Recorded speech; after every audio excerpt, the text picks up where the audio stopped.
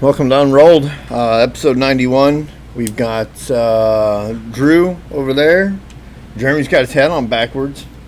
Back to life. Properly. Oh, sorry. And what is your name?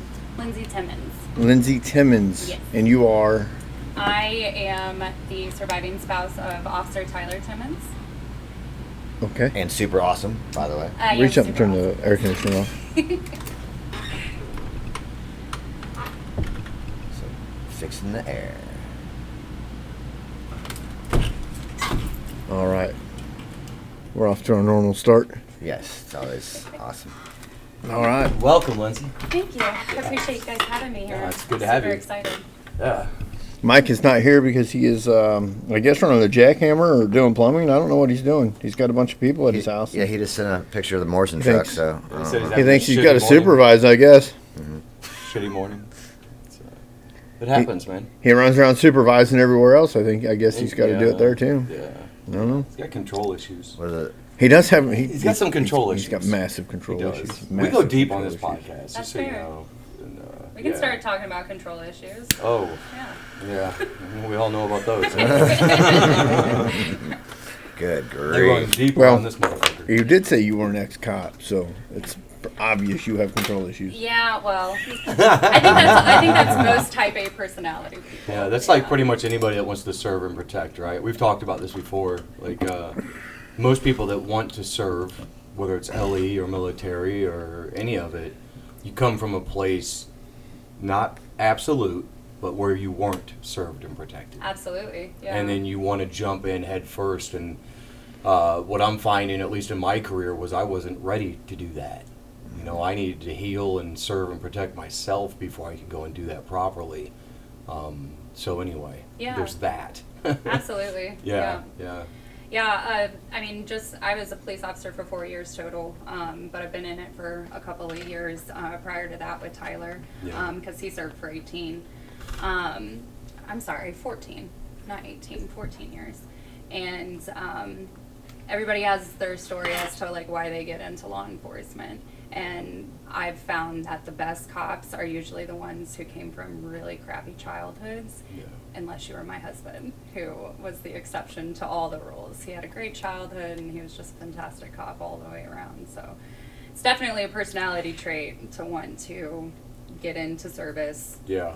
if you weren't, like you said, protected as a Totally. kid or in Yeah. some circumstance. Yeah, it leads to a lot of things, a lot of protection, a lot of. It can also bring with it some crazy stuff like control and Yeah. you know a lot of anger when things don't Go your way. come the way that Yeah. you want them to, because you're doing it with a solid heart, and like with like you really do it from a loving place. Yeah, some of them. Yeah, of course. I mean, there's no absolutes in any of this, right? Yeah. But I mean, by and large, what we talk about in the human experience is you want to love and be loved. You want to protect and be protected. And when you're not, sometimes you act out of nature over nurture. Right.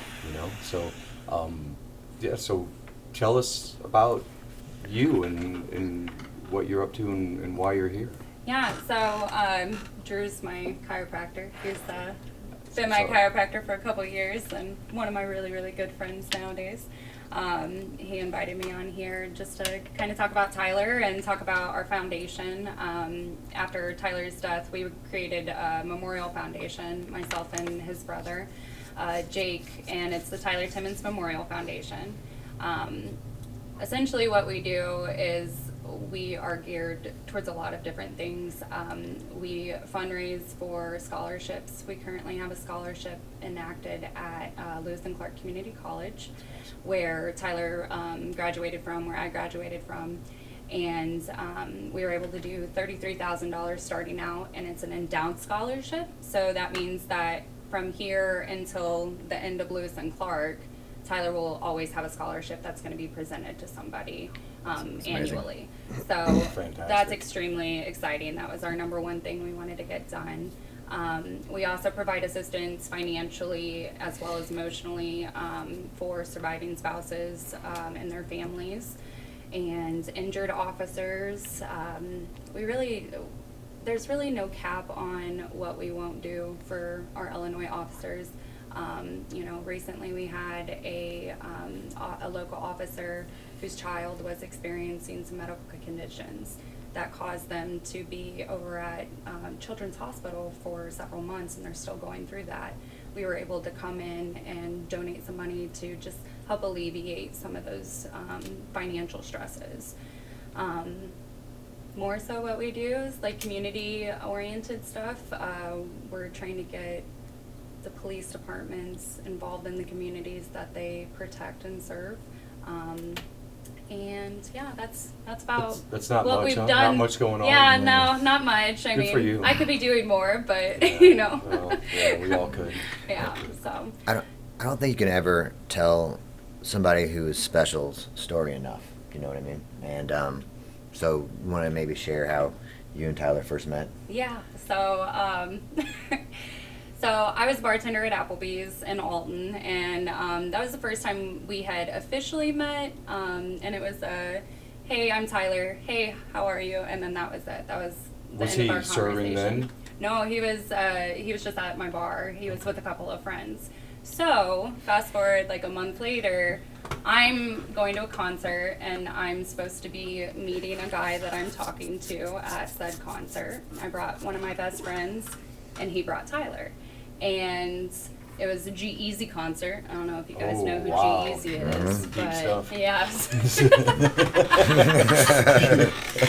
The spiritual evening. Yeah, it was a very awakening moment for us both. But no, I mean, we ended up spending the entire concert talking to each other. I barely talked to the guy that I was there to see in the first place, and yeah, the rest is history. I mean, we spent every day for 5 years speaking to each other from then, so that's how we met.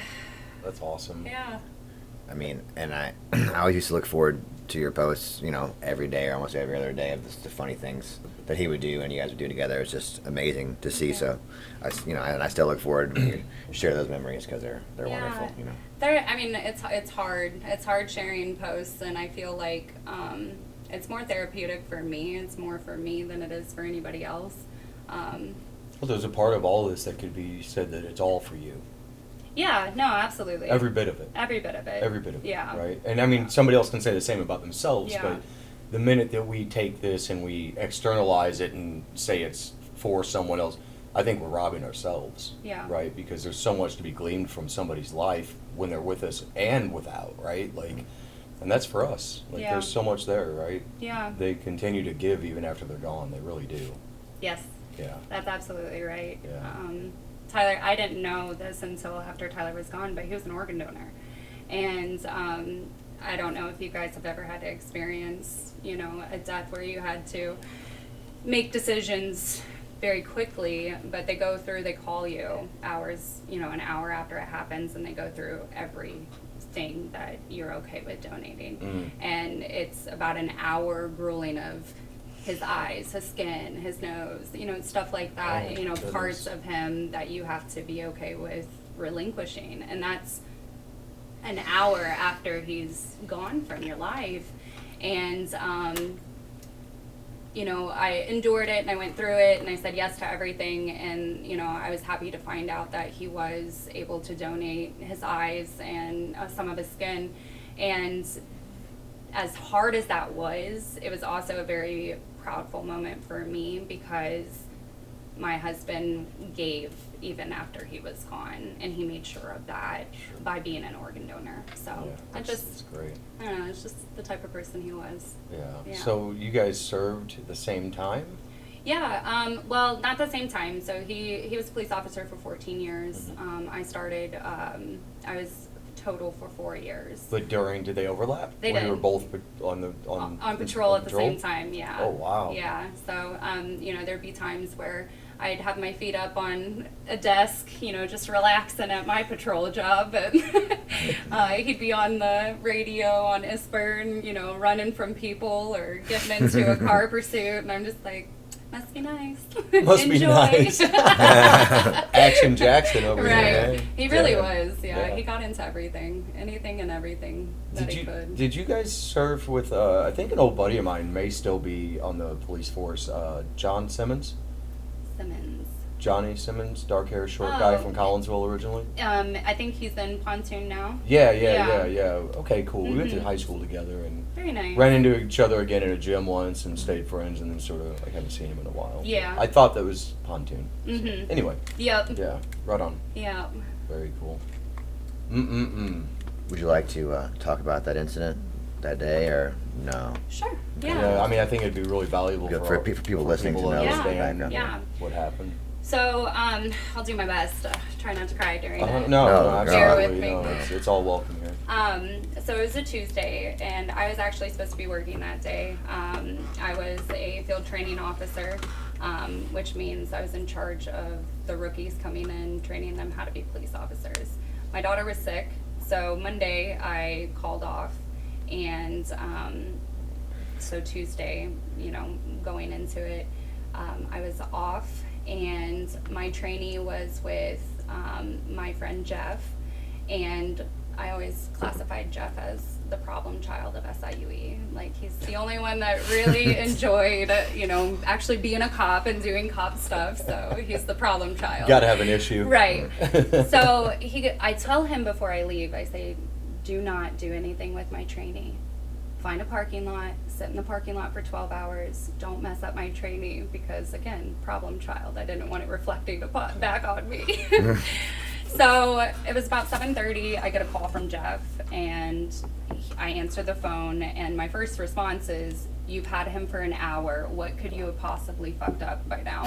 And he goes, "I need you to listen to me, and I need you to tell me, I need you to really understand what I'm about to say to you." And I was like, what happened? And he goes, "Tyler's been shot."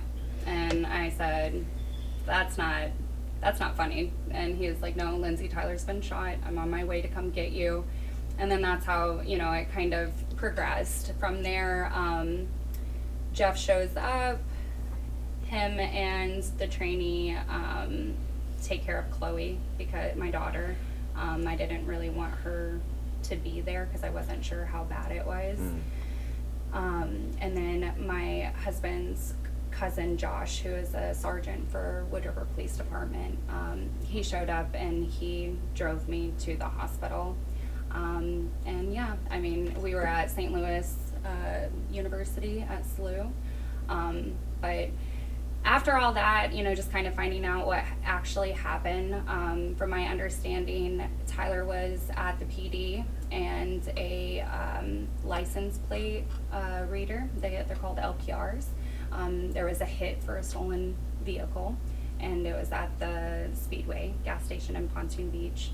They were all at the police department, and it was another officer's call, and Tyler said, "Go get the stop sticks," which is, you guys know what stop sticks are, right? Yeah. So go get the stop sticks, I'll head there. So Tyler had somebody else take longer, went to the call, and on the radio you can hear him say, "I'm gonna go ahead and approach. It's too early. I don't want anything happening with kids waiting on the bus stop." So Tyler gets out of the vehicle, and from my understanding, Hayden, This was in the morning? Oh, shit. 7:30 in the morning, 8 o'clock in the morning. Damn. So Hayden, Scott Hayden is the individual that murdered my husband. He had ducked down at the back left fender of his car, and there was a female in the passenger seat. You see Tyler pull up, he gets out of his car, and Hayden pops up and fires 3 rounds. Okay. 2 rounds strike Tyler's car, 1 round strikes Tyler in the jugular,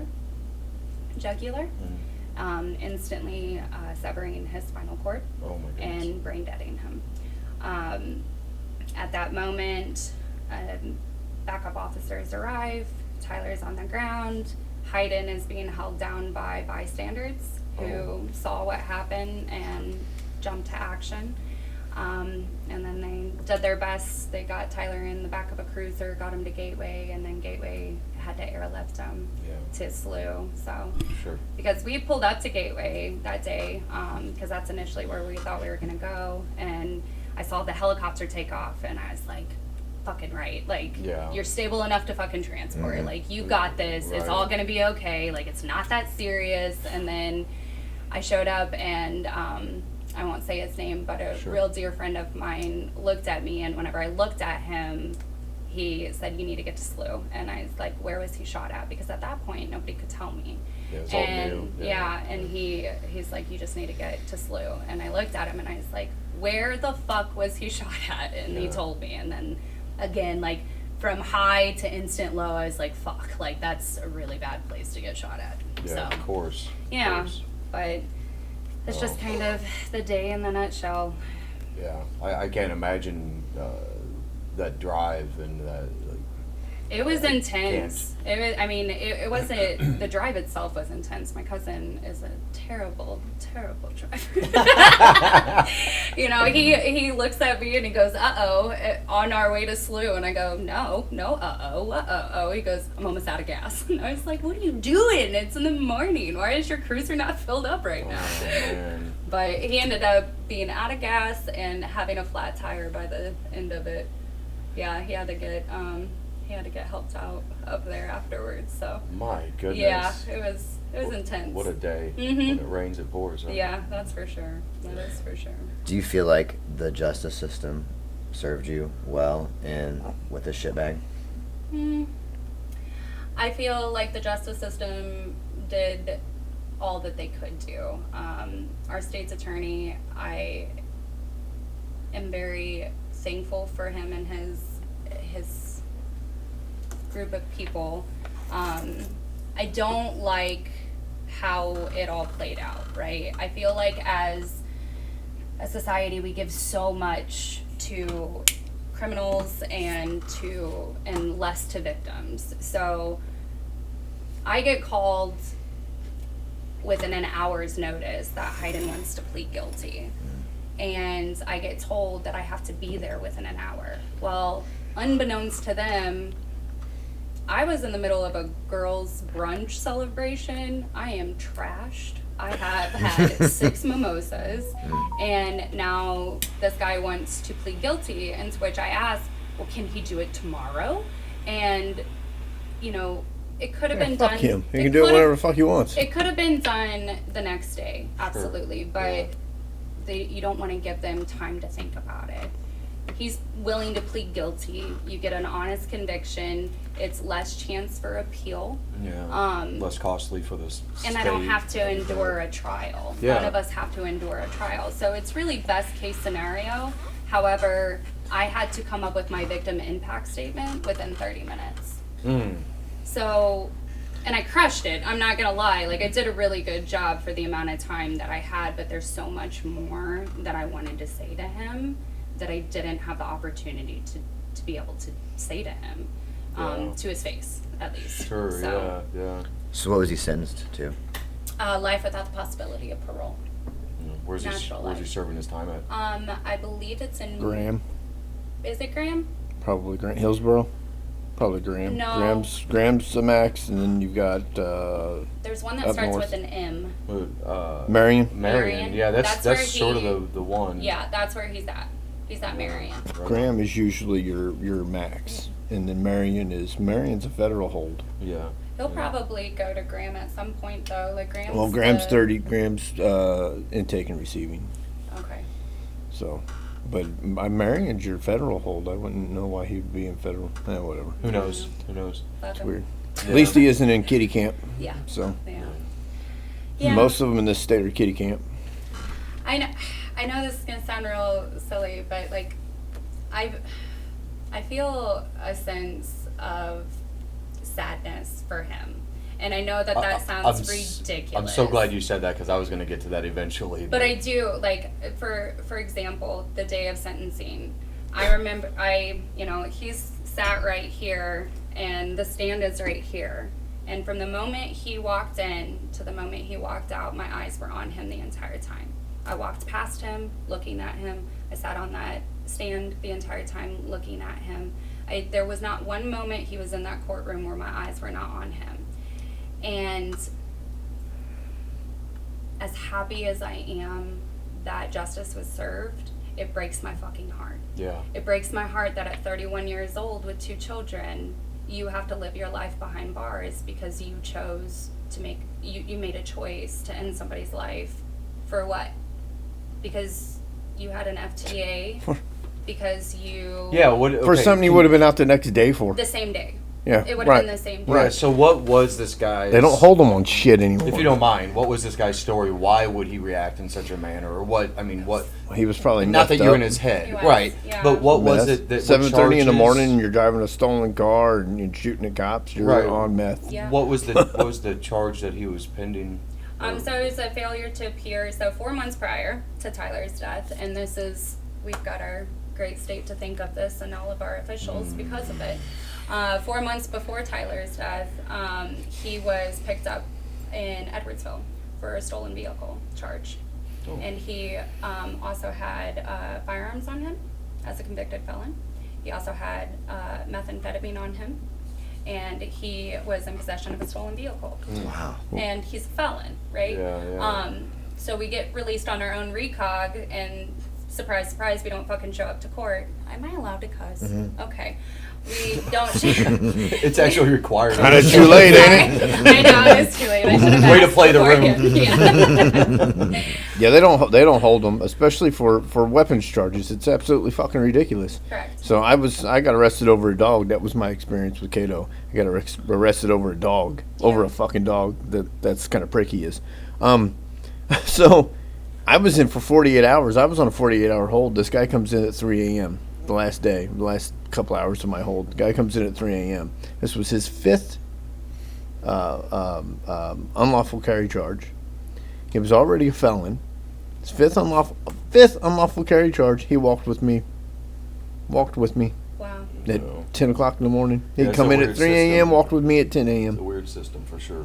Well, It's and- absolutely retarded is I what mean, it is. What's even weirder is that you have somebody who has enacted all of these things and has caused this issue for the state of Illinois, who will bold-faced get up in front of you and tell you how much he supports law enforcement, how much he wants to be there for law enforcement and their families. Yeah. And it's a fucking slap in the face. This is. Are we this is- talking about Fat Pritzker? Yeah, we This, are. but we sure it's are. not. It's not Pritzker. This is long. This has been a long Yeah, it long is the problem. system that is This has been a Illinois. long It's problem. 100% the system. Yeah, it is He's the the- But system. it doesn't They have it. help. So I coincide I with have one this another. conversation with Totally, people yeah. all the time though. They're like, oh well, he put this law in where there's no or no cash bail or whatever. You get recogged. Yeah. I've been watching these people get recogged because I used to be in and out all the time. Right, All the time. 26 years ago, I was in and out constantly, right. and I spent more time there than I spent sleeping in my own bed probably. Do you feel like And- that's like and- Madison County as a whole, or? That's everywhere as a whole. Okay. But Yeah. it's always been a revolving door. You get in, you get right back out. You get in, you get now. All mine were mostly FTAs for traffic tickets, and I was a kid and I didn't go. Sure. Traffic tickets, this, that. I never got caught for any of the real shit I was doing. Well, I did, but not that much. You know what I mean? So that's why I was more than happy. That's why I was always agreeable. Right. When they would show up to get me on my FTA, I'd go, oh yeah, okay. You're Forgot right. I about didn't that, go. yeah. Let's just go on that. Yeah. Right. But it's always been in and out. People, I was in there one time with a guy that beat the shit out of his old lady, and this I laugh about it because what are you gonna do? You know what I mean? It's not really that funny, but what are you gonna do? It's you gotta laugh about something like this. Beat the shit out of his old lady. She comes and bails him out. This was back when they could bail him out. They can't bail him out now. This is back when they could. She comes and bails him out. And he goes, see you in an hour, boys. Oh my word. He gets out probably an hour and a half later. I think it was a little bit later than an hour because I remember telling him, you're late. If they got home, they beat the shit out of her calling the cops on him. Oh my goodness. So, It's right. man. So, and it's always been that So way. it's a always at the end of the been day, that it's a way. numbers That's an issue game. with her. Get them in and out. You don't want them to be in because then you got to care for them. Yeah. But if you can get them in and out as quick as possible, you got your paydays just lined up one after the other. Well, what if nobody And- ever pays? But somebody always pays. Yeah, eventually somebody pays. Somebody always pays. Somebody pays. What I mean is it's an investment. And this is a fucked up way to look at this. It's an investment. When you go to the courthouse, what are there more of than anything else? clerks to take your money. That's it. Get them. It's not the jail or the officers. They're pawns. They're a piece No, it's of the entire. puzzle. It's the entire system. Get It's them the into entire, into that big bank. It's not even the courthouse. judges. It's not even And the that's it. judges. And Madison County is like a shining, exemplary model for the state. It typifies the state. It really does. It is a beacon for the state. They will push you in and yank you out, and they don't give two shits about what you did or didn't do. No, I thought you meant because it's corrupt in several different ways. Well, of course, that too. Absolutely. Madison County is terrible. But then you get these law enforcement officers that are trying to do good. And I'm not placating because you or your husband. I mean, I've seen it. They're in the same boat that any regular citizen is whenever you look at the system and you say it's fucked. Yeah. And they're just being used as part of it.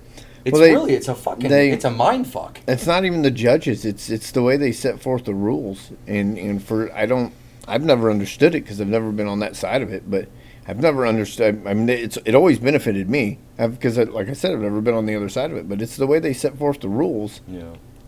I know a meth dealer that they know he was on parole. Parole means they can enter his house whenever they want. But they didn't, and they knew he was selling dope. But they never went in. But why? Why don't you go in and do something about this guy that you know is selling dope? You sit down the street from him, you watch him, you pull cars over that come from there, What if it's better to have not. people high and destitute than it is to have them clean and Well, the sober problem and is free and clear? with methamphetamine. If it was heroin, I could see that being a solution. I mean, what a terrible solution. But the problem is with methamphetamine is you're up 7:30 in the morning driving stolen cars, shooting at people. Yeah. No, I get it. I'm meth heads- not saying that from like a devil's advocate point of view. I'm saying, what if there's a deeper and more nefarious meaning to all of this that is? Well, yeah, it's because you're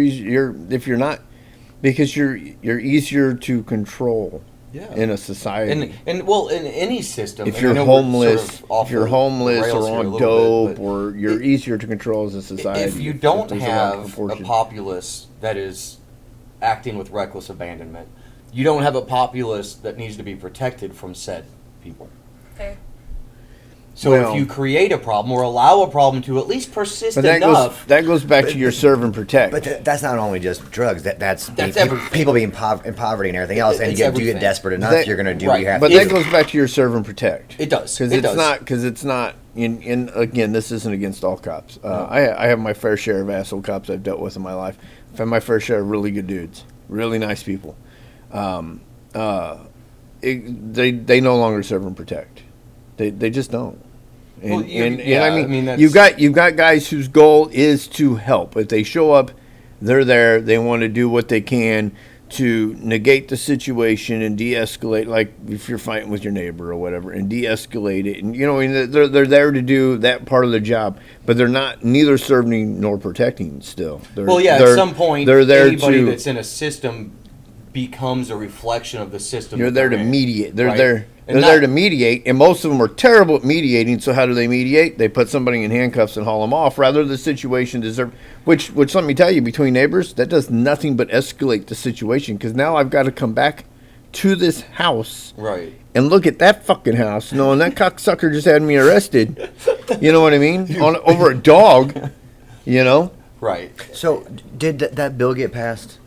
That they were, was it last year? They were trying to pass it about like basically everything that anybody did wrong, they not get in trouble for. Like the police weren't allowed to Pretty respond much. to. You know what I'm talking Oh, about? you're talking about it had but to be that's- like a certain amount or a certain. No. No. You go punch somebody in the face and they could not arrest you for it. Class 4, if anything before class 4, anything lower than a class 4 felony, class 4 felony included, anything lower than a class 4 felony is no cash bail. So you can still get arrested, but you're out the next day. Or You're out the as soon same as you get day. court. Yeah. Yeah, you're out as soon as you get court. Yeah. Right. So So but what- that's what I was saying. It's been like that. That's not new. So- it is not new. So at all. is it just the It's optics? been like It's that. like they're just making it public, so like to It's just a- appease the woke people. It's Or, a Exactly, policy exactly. now. Yeah. It gets implemented now. It's like, so it's a culmination of the but society. they've always done it. So I mean, it's always been implemented. It's wag the dog. You know what I mean? It's a look at us. We're trying to help. Well, how the f- is that helping?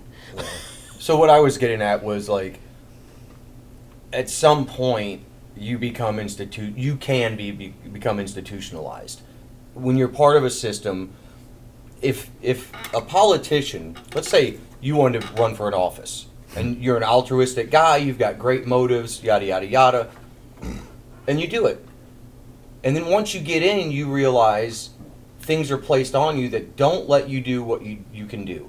So you start making concessions. And then after a few years, You're nothing but a concession. After a few years, you become the people that you were opposing, that you were saying you weren't. You don't even knowingly do it. Correct. You absorb, you assimilate into it without even knowing it. Well, as that politician isn't making traffic stops every day. That politician isn't knocking on doors and you don't know what's on the other side of it. I've never been a police officer, but I've served in uniform, and I know that sometimes you don't know what to expect, and you're a rabbit shitting shrapnel walking up the door, and you live in this fight or flight mode. I've never been a cop, but I've been in those places where the cops have to go. Sure. So I know what's behind. I know what's behind that door that they're walking into. So that's why I've never given them any. Listen. When you're a criminal, your job is to break the law. That's your job. That you're a criminal. Your job is to, whether you're selling drugs, stealing cars, whatever you're doing, your job is to break the law and get away with it. Then a cop's job is to catch you breaking the law. You can't be mad at a guy for doing his job just because you suck at yours. Right. And that's how I've always felt about it. That's how The I've world always is built felt on about it. polarity, so one does require the other. You can't, Yin and yang, right? and that's why I've had a good relationship with 90% of the officers that arrested me, because I was doing my job. I was doing a bad job today. You were doing your job. You were doing a good job today. Here we go. Let's go. But deep down, that's because you have morals and you have values and you're a good person at heart. It has nothing to do It's in there with somewhere. your job Right. or with his job. Because to be fair, I have heard that same thing from my father. My dad has literally told a cop, "It's my job to run, it's your job to catch me." Yeah. And I mean, it's extremely true, but just as you, I mean, I haven't known you more than 20 minutes, 30 minutes, but I can already tell you're a good person. And regardless, you're not gonna pop up and ambush somebody because you're high or because of FTA or whatever. It doesn't, because what's it do for you? Well, first of all, anybody that's been in that system long enough, which this guy obviously did, should have known I'm out tomorrow. Right. You know what I mean? Whoop-de-fucking-do. And I'm out tomorrow. That's the effects of the drugs. I mean, because it robs your soul. I gotta tell you though, and I've never ran from the police either. Mostly because I just don't run. I just don't. it's fair. But I've never ran from him. But I gotta tell you, back before it was computerized, when it was on paper, and I was getting picked up for the same. I got picked up for the same warrant 4 days in a row, and by that fourth day, you're like, Leave me the hell alone. no. I would have been picked up the fifth day, but I got a cop that knew me, so I was a target. I was a target, and the cars, once you're in their mind and on their tongue, they get you every time they see you. Yeah. That's all there is to it. It goes for your vehicle, your name. If they see you or your vehicle, it goes for. That's why we can't drive this truck outside. This truck outside doesn't have plates on it or insurance, and me and Mike have both been stopped in it. Mm-hmm. So it's done. Right. We can't until it gets plates and insurance on it. It's done. It can't do anything. There's going to be swings on both sides of that polarity. Like there's going to be good and bad in everything we see and do in this world. Not just LE, not just criminals, right? Everything. The trick is to find the spot in the middle of that pendulum and just fucking hang out there. But you've got you don't want to go too far left or right. But on the subject of policing, you've got cops that cause these fucking problems too. You do. You've got cops that cause people to absolutely not to hate them and to just want to shoot at them.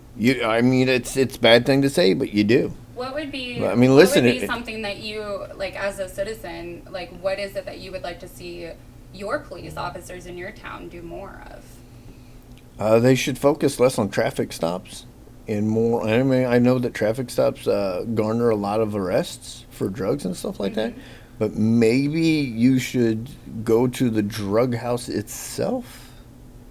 Maybe you should go to that guy that is obviously walking down the road jawing and chewing his own mouth. He's obviously tweaking. He's probably got drug. Maybe you should stop that guy. Mm-hmm. Not necessarily the guy in the shitty truck with no plates. Maybe you should be down policing where you know you should be policing instead of generating revenue.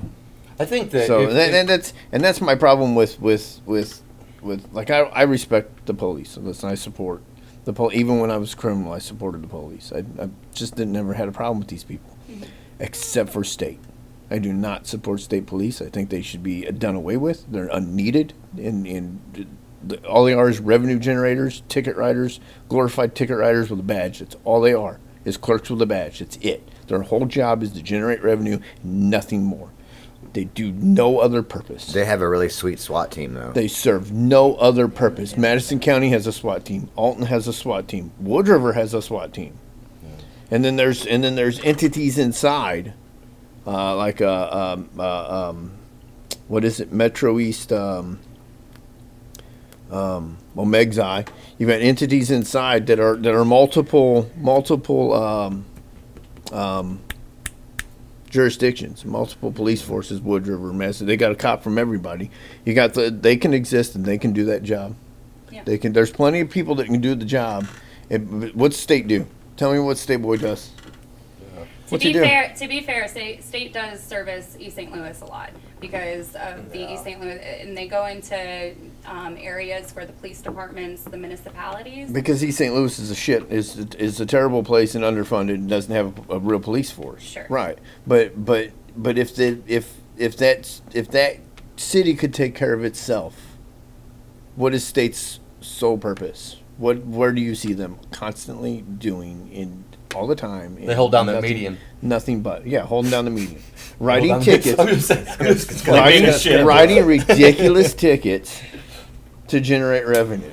So let's get back to the original question though. Like, not what could law enforcement do less of, what could government as a whole do more of, and that would be. Well, that's the problem. They can't.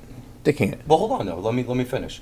If somehow government could re-assimilate itself as to the people and not above the people, they could start garnering trust and faith again, right? And I mean that's the big picture thing. Is like if government as a whole, who does operate and own and reflects downwardly into its LE and servants, if that government could gain trust again, now that's pie in the sky shit. But if they were to inject themselves into communities, But you're talking about two different systems. You're talking about a political system and a judicial system. but it's one and the same.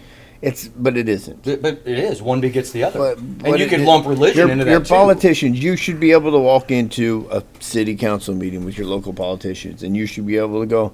The people should be able to go. No, we want this done. Should be able And to. they Right. should have to enact But what they've you want done. They've built But in the mechanisms police, that don't allow that. But if you go in and you say you're gonna do this, or I'm gonna shoot everybody in here. Now, Right. the police, it's a completely different deal. It's a completely different system. So the police can't be, they can't placate the citizens. They can't. That'd be like growing up with your mom as your best friend, but at the same time, they got to be assholes. They have to be assholes too. I mean, they got to do their. They got to do. They got to do this job. Yeah, they but- can't be that. You can't. But one a cop can't show exacerbates up at the my other. house. A cop can't show up at my house and say, hey buddy, how you doing? I've met you a couple times. You're a good dude. I like you. You're nice. You want to go have a beer sometime? But I got to arrest you right now.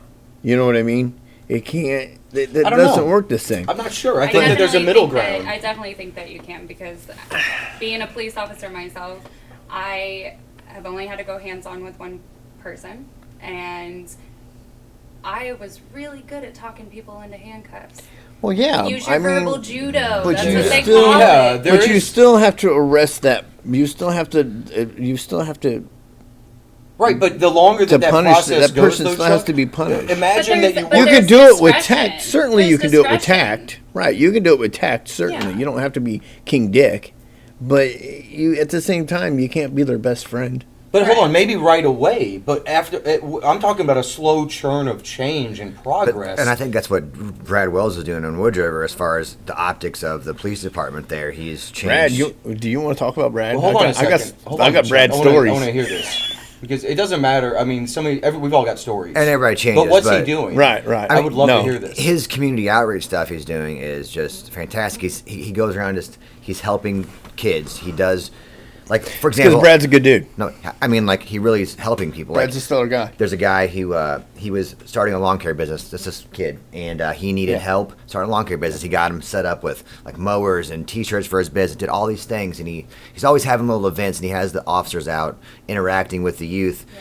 That wasn't around when I was. No. I had people, I had cops coming You by. always have an officer at a library, Yeah. reading to the kids and stuff like that. So it's Right. it's a whole different vibe than it was when And so you imagine if that happens now for 2 decades or a generation or whatever. Well, right. That's right. going to instill where he can swing by your house and say, "Hey, how you doing?" Right. Whatever, and there won't be an animosity. And then when you do mess up, he can also be there with the same compassion and empathy to say, "Hey, what's going on?" Right. Like, what, you know what I mean? As opposed to fucking bang, bang, bang. Like, But- there has to be Well, right, but something. at the same time, you have to keep that. I'm a police officer.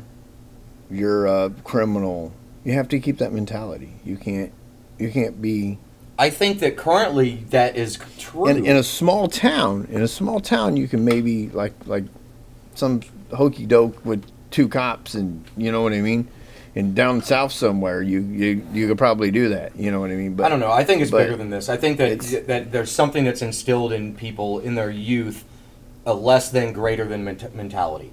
We saw it. It's pervasive in the African American community. It's the same in the impoverished white communities. It's less than, greater than. Haves and have-nots, You right? can just say it's the same in the impoverished communities. Absolutely. Because we're policed the same as of course. as the other and that's what I communities, mean. When where you there's no feel difference.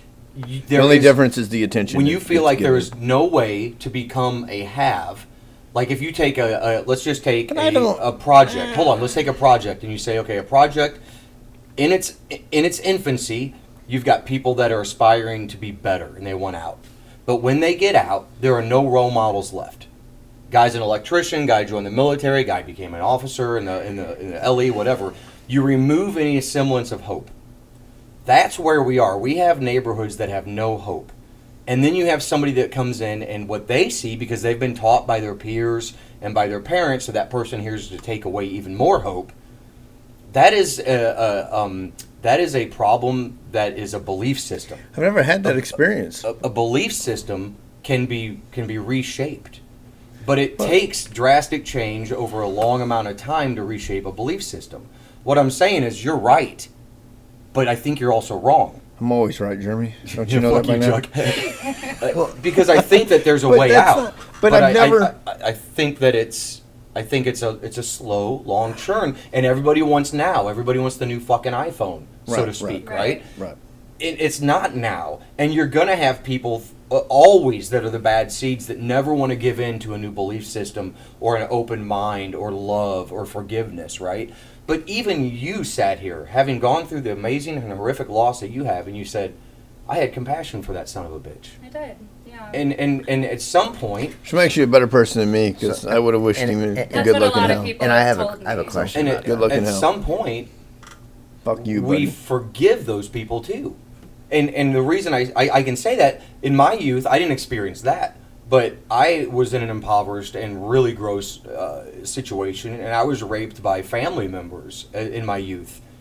I sit and I play cards with them now, and hey, how you doing? You know, I forgive them because I know that they were hurt in order to impose hurt on somebody else. Sure. That's compassion, right? So if that can happen on a micro level, it can happen on a macro level.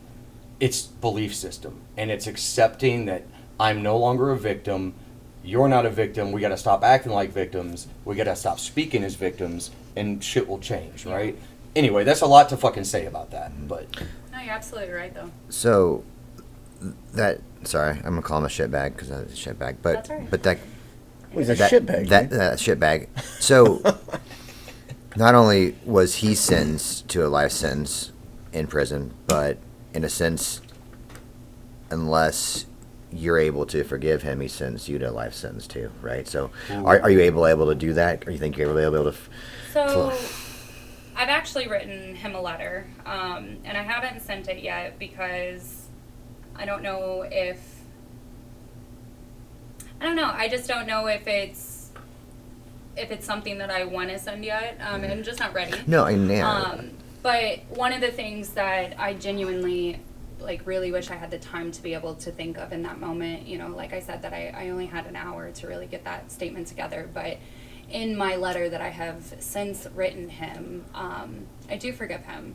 And I don't forgive him for him. I forgive him for me. Boom. Yeah, That's that's exactly I forgive what him I for mean. me because, Absolutely. because it's very difficult for me as a person, who I am as a person, to harbor hate and animosity in my heart because that's just not who I am. It'll make you sick. It makes me It'll sick. kill you. It does. It'll You kill know, you. and there was a time while he was in county holding that I was told he was held down and a C was carved into the side of his head. And I was told this, or CK, sorry, for cop killer.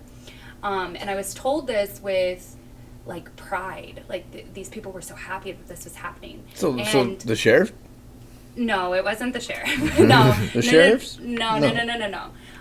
These Well, were... I can't see the inmates doing that. They were, well, come to find out, he ended up doing it to himself. He did it to himself. He was proud of it. But the way it was initially given to me was that he was enduring all of this. And they're Like he was looking a at me victim. and they're like, yeah, fuck this guy. He gets what he That's gets. sad. And I'm bawling. Sure. I'm literally bawling because that's just who I am. Well, he probably told it that he was held down and it was done to him. I'm sad that you're sitting there and this entire courtroom is filled with people and not one fucking person is there for you. Right. And that's I'm probably sad what that your got him there. Your defense attorneys Yeah. who are supposed to be there for you are bawling because of my victim impact statement. Right. They're not even fucking Well, there for well, you. well. Right, yeah. Did he have state appointed?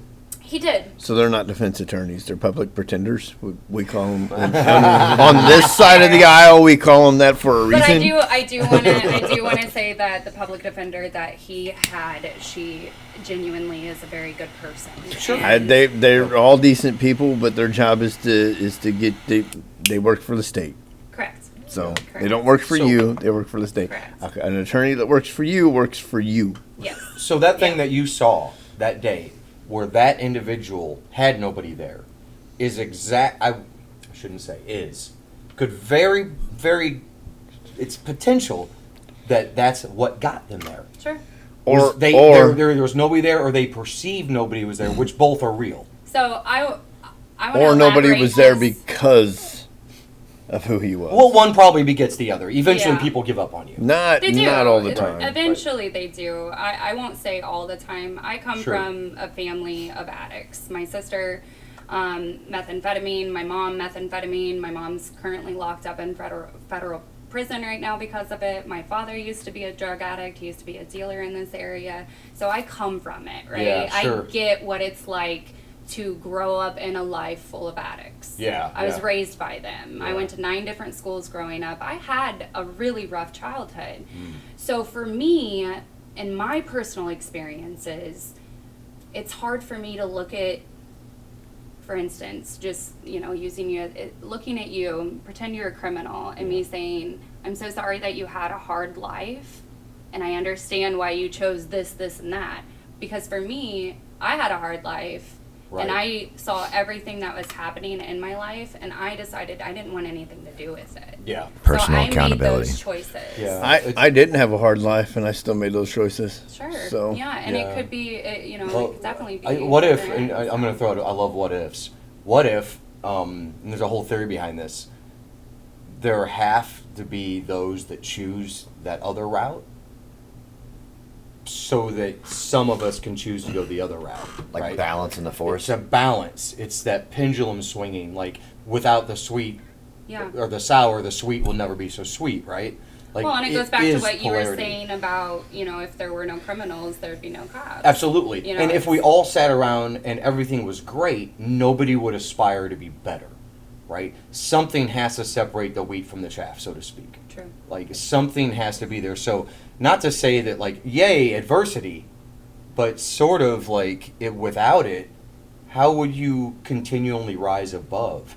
And there's nothing better in this world than a good success story of somebody overcoming. And I think that's like an overall statement and a very granular individual statement. Like, you don't give up. Like, every single day, how many times have we encountered an experience that, like, fuck, it could shut somebody down? It's like 3 times this morning already. Exactly, right?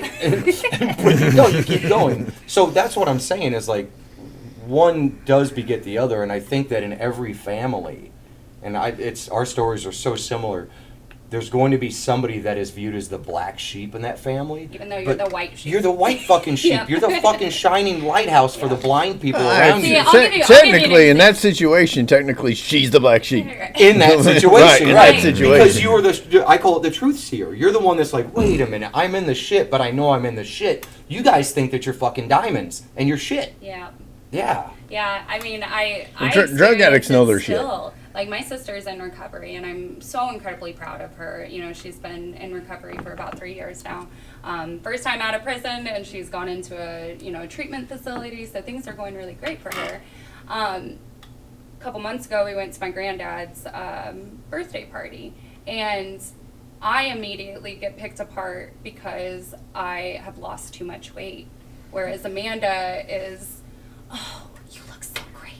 How are you? Right, And like, yeah. the time before that, I completely get bypassed. Like, my mom will say, oh, Amanda, you look so great. And then she turns around, she's like, oh, Lindsay, I didn't even see you there. And I'm like, naturally. Yeah. Like, Well, that black sheep, that theory, that black sheep thing, I've seen this for so many decades now. Like, the people in the families that are shitbags, so to speak, that require all of the help, and they're always helpless, they always need money, they always need something, they're the ones that those parents that were raised the same way flock to. Absolutely. And they're the gems. If you don't need their help, you're an asshole. Absolutely. My mom has told me It's pervasive. that she doesn't know how to be a parent to more than one person at a time. And at that point, she chose to parent Amanda because Amanda needed her. I Yeah, didn't. right. Right. And yeah. my response is, well, I am the youngest. You could have stopped after her, but, that's neither here nor there. You and your logic. Get the fuck out of here. I'm so logical. How dare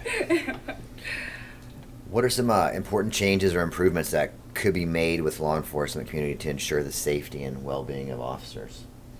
Training, I would say. I think that we become complacent as police officers. I don't want to ever take away from the officer that my husband was.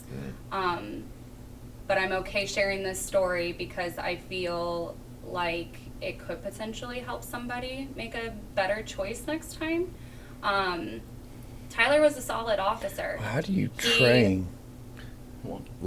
How do you like train? the range? If you feel But how do you train for somebody to pop up So we actually have things at called a gas station at simulations. 7:30 in the morning? I mean, how do Well, you I think that's train what she's for that speaking to. scenario? Well, there's certain things in the academy that they teach you that Tyler didn't follow that day. So yeah, let's hear this. I want to So hear. in the police academy, and anytime you go to any type of follow-up training as a police officer, you're continuously training. You always have to go to annual, training things. They teach you that a stolen vehicle is a felony stop. There's several things that classify as a felony stop. Stolen vehicle is one of them. There's 3 rules to felony stops. You don't get out of your vehicle without your gun drawn. You don't ever approach the vehicle. And you don't ever stop the vehicle unless you have an officer with you. Tyler got out of the vehicle without his gun drawn. Tyler approached the vehicle without somebody being there with him. And what was the third thing? I forgot it already.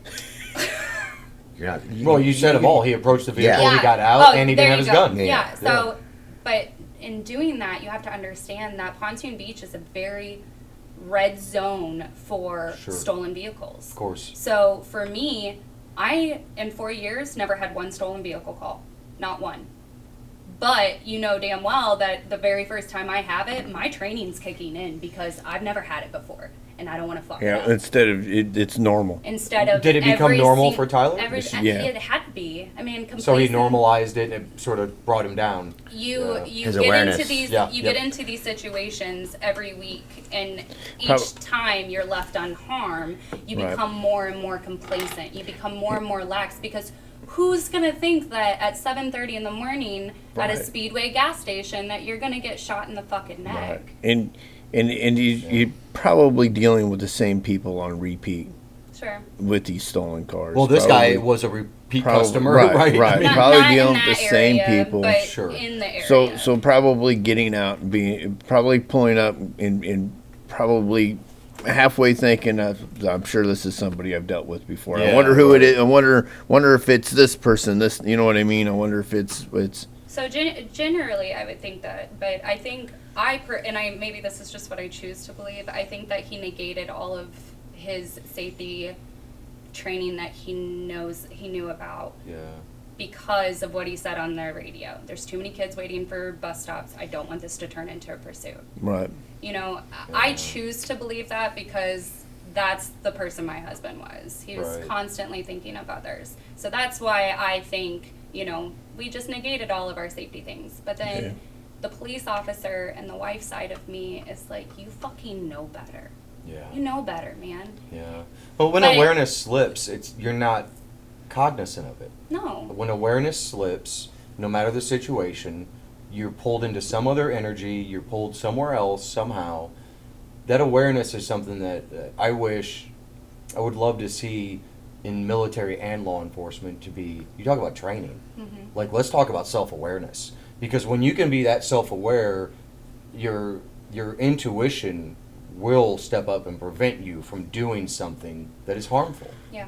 You know, it's what it's for. It's your spidey senses. They will kick in. But when you surpass that, when you become unaware, you fall into the routine or into a habit, right? And if that habit's not being aware, you're doing some other shit. The number one thing that they preach at police academies is complacency kills. Yeah. Do not become complacent because this is what ends up happening. Right. You know, Tyler was a fantastic shot.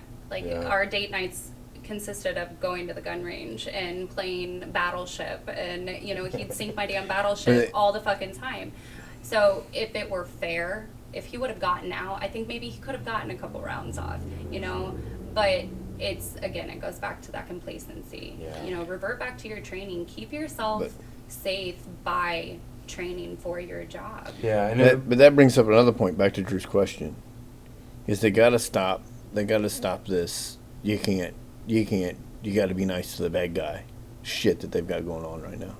You can't. Oh, You with the can't, show like- of force and Like whatnot. he can't. Right. They can't. Like if he had gotten out and he had shot at that dude, you'd probably. I mean, he'd still be alive, but then you'd go through a whole different struggle. You shouldn't have shot at that dude. Oh, there was kids at the bus stop. Oh, there was this. Absolutely. There was this. There was this. And they can't. You can't do that to these people. Yeah. Because if he didn't shoot at that dude, and look what happened. Yeah. So sometimes you gotta shoot at that dude. And I think you're 100% right. Like the ideology that's being created with police officers right now is that They're afraid. You're a customer service representative. Right. You're no longer a police officer. You are there to hold hands and to make sure that people get home safely. Like, that's what they are preaching, and it's going to get cops killed. It's Right, going to get you right. killed. You can do this job effectively. You can be a fantastic police officer and not be an asshole. so Right. There are things that you Right. can do. So again, another what if, just for conversation's Sure. sake. What if, and this is saying that government or whomever is in that hierarchical structure above law enforcement wants division to still be pervasive. Because if you create a situation that is a no-win situation, you keep division strong. You keep LE divided from the people that they're supposed to be helping. When do you see the most coverage over police officers? When it's in- bad. When shit goes south. Around what time of every 4 years, Elections. right? Yeah. Yes, ma'am. Yeah. You It's know very it. obvious. Yes, ma'am. Yep. But And it's- I'll say something. But it persists the whole time. It's always there. Oh, it does, No, right? it does, yeah, but yeah. it's more Right, televised. yeah, it ramps up. It's Yeah. more. Yep. The media covers it more. You know, there's lots of things, and it's so, and that's why I have such an issue with JB, Yeah. because JB was in office for several He's a years. fat piece of shit. Prior to 2021. Right. Never every year, the state of Illinois holds a police week in DC, but they also hold it the week before DC in the state of Illinois. You go, you memorialize your officer, they get added to the wall, it's a whole thing.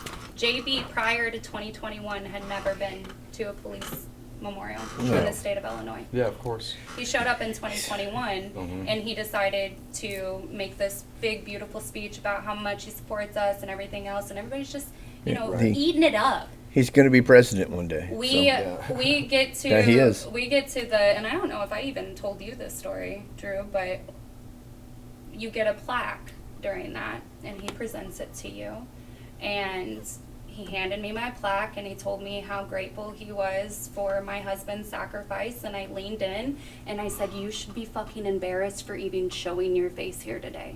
Good And for I you. walked away Good because for I'm you. not going to make you feel better about yourself. Right. I mean, he Because in truly my is eyes- thanking you because that kind of shit fuels his fucking being. Correct. Yeah. You're absolutely right. The division is there because they want it to It be is, there. yeah, because if there's no division, there's no need No. for that power structure. And Absolutely there's not. no need because unfortunately, it's a banker's game. Mhm. It's money. It's Yes. always been, I mean, it goes back to the Rockefellers and before, and who knows before them. It's a banker's world. It's not a politician's world. It's a banker's world. But if the politicians want to play in that space, they got to keep that space fucking hot. Yeah. That's just like now being a military guy. Any war zone or combat zone that I was ever near or in was only there so it could be rebuilt. Military-industrial complex, and the contractor's It has gonna to get rebuild it, torn yeah. apart so it can get fucking rebuilt. Correct, yeah. That's the whole game. Mhm. And that's what, I mean, no bid contracts and that whole thing with Cheney and shit back in the day, that hasn't changed. And it's again, it's reflective. As above, so below, as within, so without. Everything that we see on a local, village, community, county, state level, it just goes all the way up. It does. And all the way back down. It's the same thing. I don't know if you guys are documentary people, but there's actually a really good documentary on Netflix called 13th, and it's about the 13th Amendment and the prison industrial complex. Oh my goodness, the And free it's- labor. Oh. I've it's seen that. It's Yeah. so good. Oh, yeah, and follow the it's- money. Yeah, It's yeah. it's extremely informative. Yeah. And I remember the first time, because Tyler was the top of, he was like a cop's cop. Like, I'm gonna jot I this need down. I need you to show me evidence as to why this person was wrong for doing X, Y, and Z. Whereas me, like, I'm more open-minded. Right. I know that there are issues, and I'm not oblivious to it. Not saying that he was, but I remember the first time I made him watch that documentary, and it was like pulling teeth. I'm like, just open your mind. Yeah, Like, just let it in. Absorb it. Like, accept the fact that things are not great for our country, and that we can slowly change them by being good people, Yeah. by being good at our jobs, by, I started at SIUE because I really wanted to be around a plethora of people, a bunch of different people, because you have kids coming from Chicago, you have kids coming from other parts of the United States who, until now, maybe didn't have the best interactions with police officers, especially your kids from Chicago. And I took that as an opportunity to where, okay, I'm going to interact with you, but by the time we're done, you are definitely going to have a different viewpoint on police, Yeah. whether I have to take you to jail or not. We're going to listen to the music that you like to listen to on the way to jail. I'm going to ask you. I'm going to Right. ask you if you're hungry, because I know what time jail stops serving food. Woodward was always good at that. At Woodward was the always end good of the at that. day, Take you to people Hardee's are before people, they take you to jail. regardless if they're criminals. You know what I Yeah. mean? That's something that humanity thing and that compassion thing is really hard to maintain for people that live in the news cycle, that live in the belief that what they're told is truth. Yeah. Because that compassion is designed to be stripped away from you. They want divisiveness. That's why religion's here. Religion is here to cause division. There's There's a duality in the police force itself too, though. Well, of course there is. Well, of course there is. I kind of want to go back to training just for a second. Yeah, like, let's. Like you can only rise to the level of your training, right? But that's the training you do consistently. So I know police officers who've never done anything, let's say military-like, besides going to the police academy. Because I know a lot of my friends who are police officers who served in the military, who were in special operations, special forces. So their level of like close quarter combat training and combatives is on a whole different level than everybody else. And they go to the range consistently and they practice. But there's some guys who go once a year to qualify, and that's all they ever do. Yep. And that's what gets people hurt in the community. So, if your only weapon is this gun. So, Yep. but here's the other problem. Yeah. Here's the other problem, is some of those guys, some of them, not all of them, some of those guys that go every year, all the time, constantly, every month, just go shoot their gun, go shoot their gun, go. Some of those guys are absolute pricks, and it makes it that much harder for the guy who's trying to help.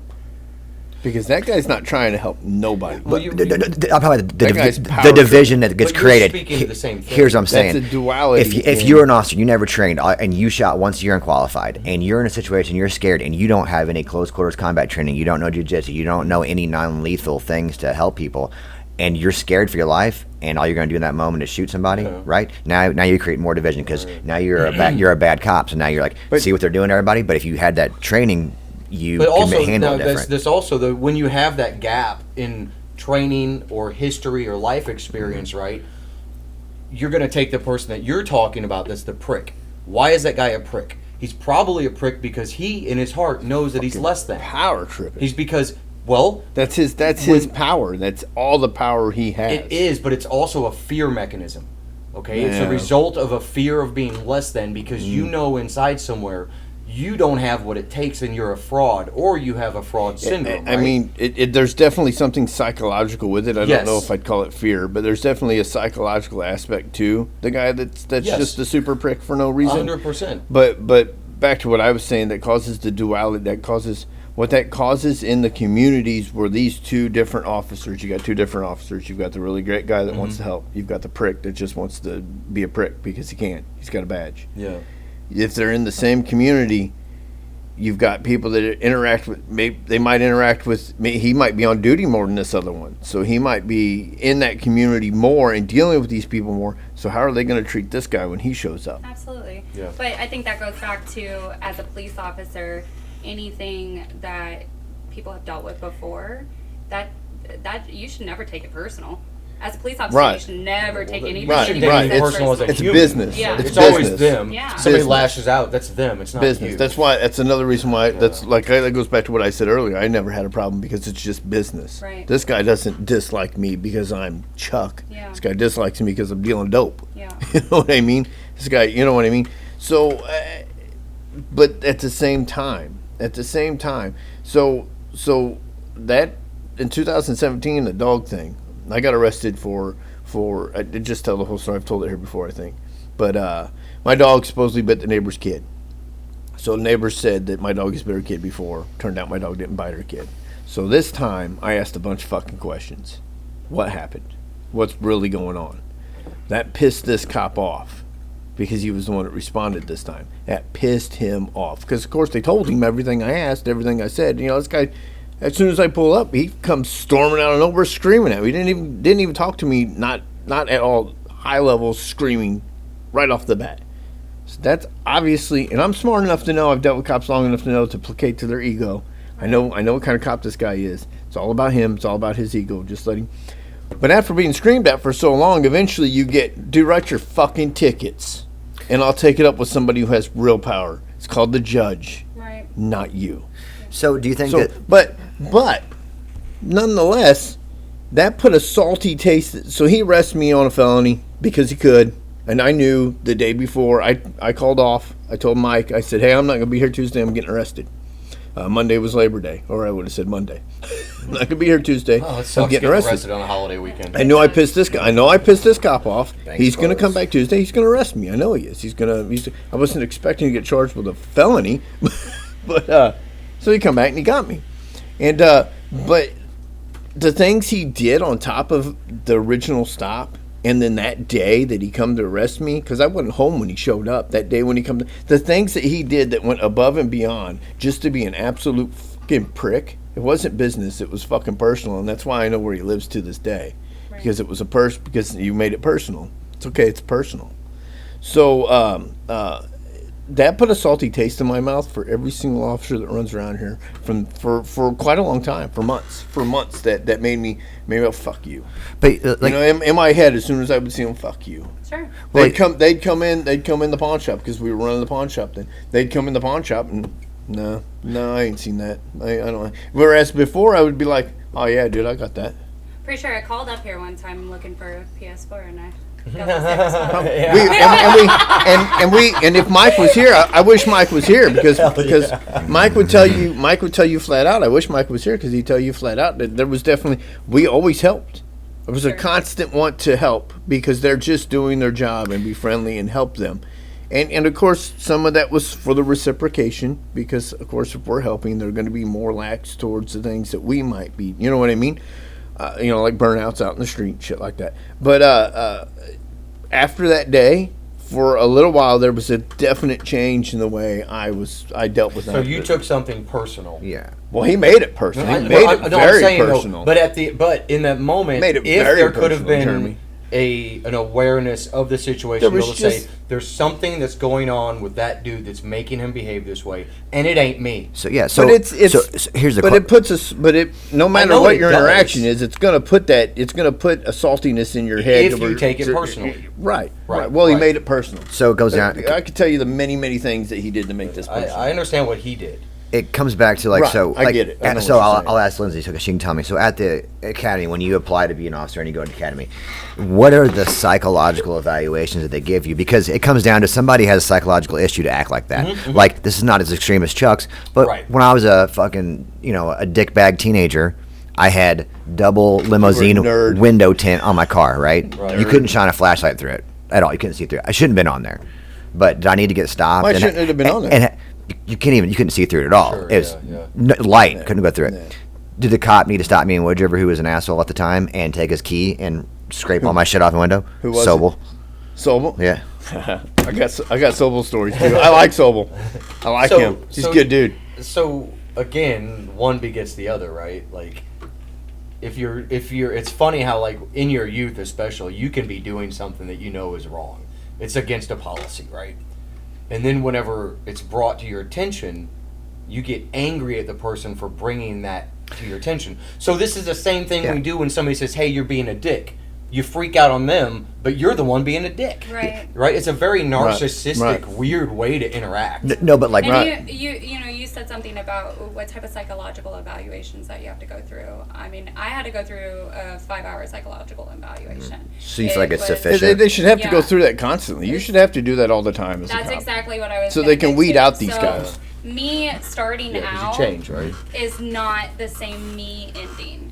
Totally. And regardless of PTSDs Tyler passing away or not, Linsey's year 1 was not the same officer as Linsey year 4, and I think that it's so much of just everything. Yeah. It's your supervisors. It's the world telling you they don't fucking want you here. It's the support or lack thereof. It's getting passed up for a promotion that you're more than qualified of getting, but somebody who got hired 2 years after you is getting it because they kissed ass more. Yeah. It's a plethora of what makes a police officer. I don't think any officer comes in, I'm going to be a police officer, I get a badge and a gun, and I'm going to get to be a dick to people all fucking day. That's what I want to do. I bet some of them do. And there could be. I mean, I bet some of them do. You're very well... I think some may be on a subconscious level. Sure. Sure. But I think that it's up to the people who are supervising you to recognize that. Weed them out. Get rid of them. Weed them out. They're a detriment. Or fix it. Because you can fix it. Sure. You can. You absolutely can fix it. You can. People can change. I definitely was not a good person in my younger years. Yep. I was extremely selfish. I was cruel. I was a fucking bully. I say it all the time. If I met me in high school, I'd punch her in the fucking face. Damn. But life experiences, having a child, actually realizing what it is that I went through as a child and accepting it and working on myself as an adult, that's what makes you who you are. But right? because Like, that's because inside holding you're a good yourself person. accountable. Like you said earlier, inside you're a good person. Some of these people aren't. Some of these Correct. people are fucking perverts with a badge, and they're covering up and being a dick for that perverted because they know they're doing wrong. They know they're garbage fucking people. Yeah, They know they're perverts. But that's everywhere though. That's And- not and- just. but they're covering that up with a badge. But these people hold a badge. They Well, yeah, hold but power but over But people. people are also You teachers. need to weed that There are- shit There are out. politicians, teachers, bankers, priests, Well, most chefs, of them are politicians. I mean, canine groomers. There's everybody. The doctors. But who- we're not. But we're not the- talking about the gymnastics canine groomers. doctor. Right. We're not talking You know, about like- canine groomers right now, Jeremy. Right. We're gonna have a whole I know. podcast of me and you arguing, buddy. We're The not whole arguing. thing. This is good. I love a Me good, and you are healthy gonna sit discourse. down. Just me and you are gonna sit down, and we're gonna have at it. I'm saying that what somebody externalizes themselves or defines themselves as is a completely different story than where they came from and what made them who they are. So if we address the exterior facade, But you can't we're- fix some we're of those only- people. Is what I'm saying. You can't fix some of them. I've seen You know some of who the world's. you know who else they've said that about though? Addicts. Yeah. Can't fix an addict. Yeah. Can't fix some. You can't fix all addicts. You can't. Correct. But you can. In You some can only aspects. fix the addicts that don't want to be drug addicts. You can only fix the prick cops that don't actually want to be prick cops. They're doing it for some other reason. They're good people inside. If they're not good people, not everybody's a good person inside. I agree with that. So, and you can't fix if that prick cop is not actually a good person inside. You can't fix him. Get rid of him. I don't know, man. I don't But know. you have to also consider that to get rid of a sworn-in officer, there's so many steps that you have. And to there go. shouldn't be. There But shouldn't that goes back to Well, let's protect. You the- shouldn't- It's the same in You the government, shouldn't have a too. cop. You Right. shouldn't have a cop who's got a list of complaints this high in a sheriff's department, and the sheriff is, instead of filing those complaints that's this high, he's taking them and knocking them off in the trash can and ignoring them because that's his office. Well, I'm sure there are some people that complain as well, just erroneous complaints, like Sure. this person keeps fucking with me, so I'm going to complain. You know, or they, Sure, they think true, they're fucking with true. them. Play the But, victim. I mean, even Yeah. now, True. though, in the state of Illinois, all complaints, regardless if they're anonymous or not, or if they're valid or not, if you complain on a police officer, that will forever be on that officer's record, regardless if it's found valid or not. And well- that's new state law.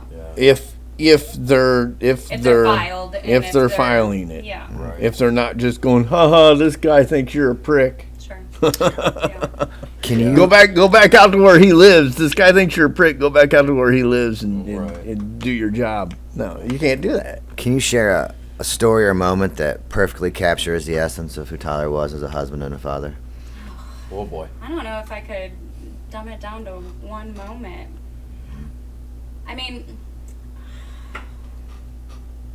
I don't know. I don't know if I could. Do you have a could- go-to moment in your head? You think of him with Chloe or you together, and just that's it. Like you, Honestly, a perfect our, day. Our wedding. Yeah. Our wedding was our perfect That was day. Tyler and I got married 6 weeks before he was killed. Oh shit. I don't know if you guys knew that. No, thank you for sharing so that. we were married on September 11th, 2021. He died October 26th of 2021.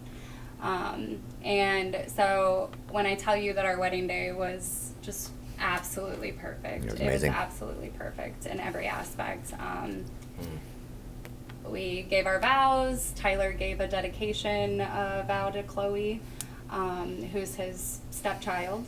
And Chloe gave us a toast at 10 years old. Got up in front of everybody and gave us a toast. And I think just seeing them dancing and being goofy, they photobombed all of my individual bridal photos. Oh. They were in the background photobombing it. That's They're awesome. just goofy. I mean, they were always dancing, always laughing. When I tell you that there were never any bad days with Tyler, that's what I mean. Like Tyler was put on this earth to be my husband, and I was put on this earth to be his wife.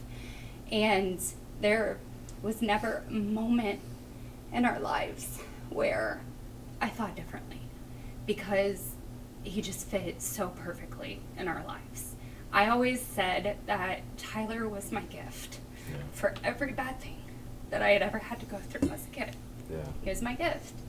And It sucks that that gift was ripped away, but he left behind so many great memories and such a great legacy. Yeah. And he got our daughter during the formative years. Thank you. It's clean. I wouldn't care if it was. He got our daughter during the formative years of her life. He came into our life when she was 4. And everything that that kid is her dad.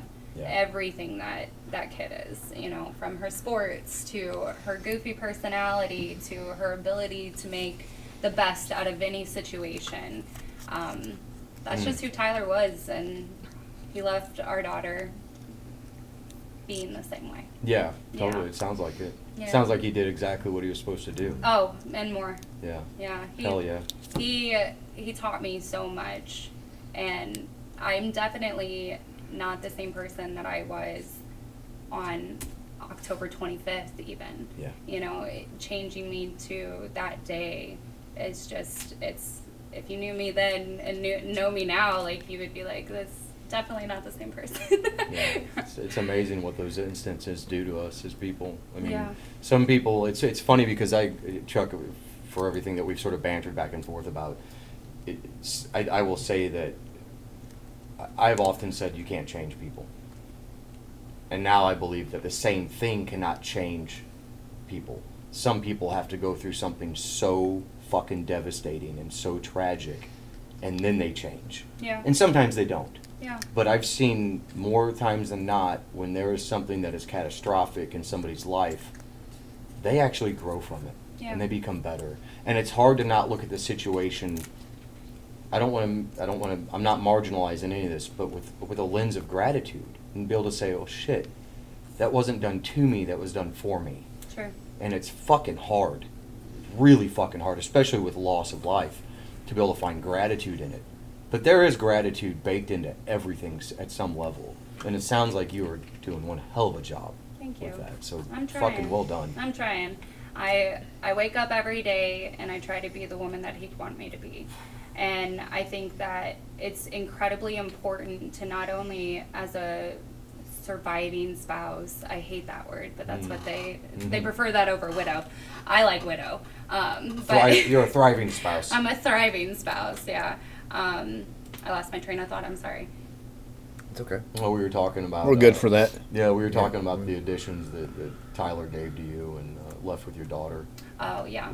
Yeah, I think as a surviving spouse, you have to realize that you have moments in your life that you need to embrace, regardless if they're chaotic. Yeah. And there is always purpose within tragedy. And as a surviving spouse, it is now my job to search for that and figure it the fuck out. Yeah. Because at the end of the day, I know who my husband married, and I will never not be that woman, because that's the woman he fell in love with. That's the woman that he agreed to spend the rest of his life with. That will be 6 weeks later, you know what I mean?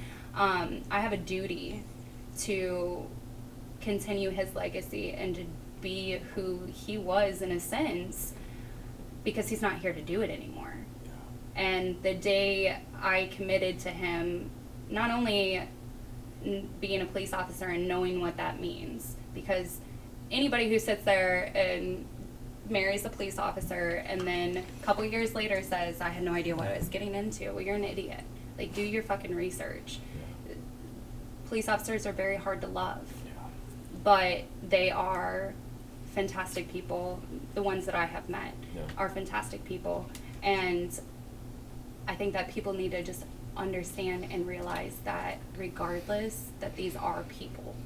They're people with families. They're people with children. They're people with friends, you know, and Tyler had so many of them. I mean, hell, you went to his services, that place was filled up. And it's just, it's amazing the outpour and the amount of people and the amount of stories that I've heard about him. And I'm still to this day, I've never heard one person say one bad thing about my husband. Yeah. Because you can't. No. You can't.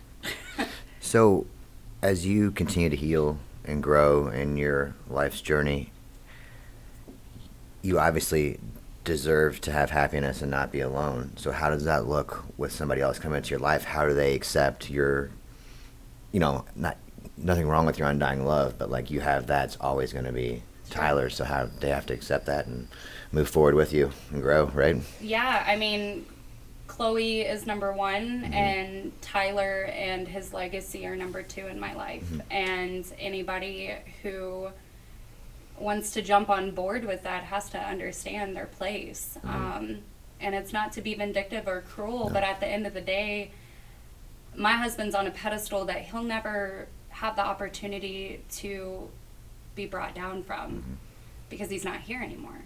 You know what I mean? Tyler can do no wrong ever.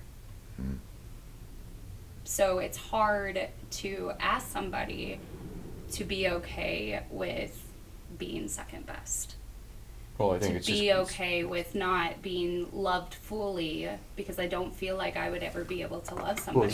there's a word here that nobody ever talks about anymore. It's just unconditional love. You're gonna have to have somebody that has an unconditional love for themselves, so they don't take it personal. Sure.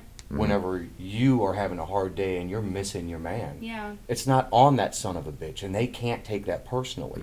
That's gonna take somebody that's done some fucking work. Why they got to be a son of a bitch, Jeremy? Jesus. Because in that moment, when you take somebody else's Man. issue and make it your own, Yeah. you're a son of a bitch. Sure. Man. You're playing the victim. So you're being angry. needy and greedy. But you know what I mean, right? I mean, Yeah. it is going to take somebody to step up and say, this shit ain't about me. Here's my shoulder. Right. And I'm fucking sorry you're going through this. Yeah. That's a love that not many of us have experienced. And I think it takes just a genuine man too, or woman. But I mean, Yeah. it takes a genuine person to accept the fact that the love of your life is, you're not ever going to be the love of theirs. Right. And that's, I feel like as somebody who thinks of everything, it's really hard for me to ask that out of somebody. But I think you also, as much as I want people to show me grace and give me grace, I have to also be patient and give grace and show grace. Two sides as of the well. same coin, huh? Absolutely. Totally. Yeah. What do you think Tyler would be most proud of Chloe as she continues to grow right now? I think just her perseverance, just her ability to keep going. That kid is so strong, and she does everything with a full heart and with so much passion. And I think that he was always so proud of the person she was because of who she was, you know? Oh, she's fantastic. She is. She's fantastic, and she's every bit of Tyler. So I'd say the persistence and just the adaptability. She's a murderer on the soccer field. Yeah, she plays select soccer, softball, which Tyler played softball, so the softball is only happening for our dad. We're doing our best on that one, though. And then she also wrestles, too. So last year she got into wrestling, and she really enjoyed it. And That's very cool. it was a good outlet for her, 'cause instead of beating the shit out of people on the soccer field, she got to wrestle them beforehand, so. Sure. Yeah. It's a healthy form. Yeah. I was trying to get her to do jiu-jitsu. You just never have time. I know. We're busy. I'm sorry. I know, that's okay. So, tell us some more stuff that you want to talk about. There's a car down at Ethan's. Car down at Ethan's. Pro Daddies. Or Pintos, sorry. Pintos. It's Tyler's GTO, is that down Yeah. there? Yeah. Oh, so I actually I gifted that to Vance Wilhelm, is Tyler's one of Tyler's best friends. He used to be a police officer in South Roxana. He now works for O'Fallon PD, and he's also on our board. He's our president for TTMF. So yeah, he's investing all of his money and getting it made into a show car.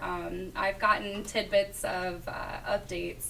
It's definitely a lot better than what it was because It was beat when it went in. I seen it so when it went bad. What- It's a GTO. What year, what era? in. It's the new one. The new body? Yeah, okay, the new body. Gotcha. So paid What off was that, car. 2006 or something like that? Okay, right on. Probably. Yeah, if something not, like that. If Okay. not older, but paid off car. My husband was extremely cheap unless it came to like guns and ammo and stuff like that. But it's a 2-seater, hardly ever worked. Half the time it wouldn't start. Every now and then he'd have to wake me up to take him to work because his tire was flat. Like every morning it was something else with this car. And I can't drive a stick, so I thought, who better to give it to than Vance, who is an avid car person. He loves show cars, and so he's, Very cool. and to my understanding, fixing it up to be a show car. Yes. And- Where'd you say it is right now? It's at Pintos. Where's Pintos? I'm not Wood sure. River. He used to be up here on Airline, but he moved. Okay, down- gotcha. down Right on, there, right They yeah. actually just went to Wisconsin, I think, Ethan. 2 days ago to get a part. Got to Wisconsin, the guy forgot that he was meeting them and was out of town. Oh. So they had to end up waiting a couple extra hours to get that part. Fun, But fun. yeah. My goodness. I say sorry to Kristen, his wife, constantly, because I was like, I didn't realize it was going to be like this. I apologize. You gave a crackhead more crack, didn't Right, you? that's what I did. I did. These cars will suck you in, man. Yeah. Yeah, Ethan's taking good care of it down there. That's good, It's in, man. it's in a lot better shape than it was in. Those They're- cars have got a ton They're of doing a potential. lot of. They blew it all apart and everything else Right. to put it back together right. So Yeah. yeah. Yeah, whenever he would pull it up to the office and I'd hear it, I was like, man, that thing sounds good. Even though you said it was shitty, it always sounded good. I was like, damn. Yeah. I'll see if he wanted to run me, but he said he wouldn't. Yeah. Yeah, Like, that was- let's race. Come on, let's go race. No, he saved that for Does he- the does he get the squad straightaway. car? Yeah. Does he get the squad car and radio? He wins. Yeah. He wins. Yeah. that He did like radio- to go fast. I will say, Chloe was probably 5. They come in from school one day, and Chloe goes, "Mom, Tyler just took me going over 100 miles an hour." And Oh, Tyler no. goes, "What did we literally just talk about?" Oh, no. Apparently, they had a conversation before coming in. We didn't do this. We didn't do this. Chloe ratted on him immediately. Yep, it happens. I used to take Should my- have had that. Should have had that Charger when you were challenged. He would have pulled the stop sticks out on you then. Oh yeah. With a smile on his face, Right. too. Yeah, I used to take my kids off-roading in my truck on their way home from daycare. I get home, the truck would be covered in mud. There was no hiding it, you know. But they Right. loved it. I mean, Yeah. they loved it. It's those core memories, right? Yeah, That's absolutely. what it's all about. It is, yep. Those are the things that I got, irritated about are the things that she'll remember the most. Totally. So I'm grateful for them. Hell yeah. So, how has the support from the law enforcement community, has it changed at all?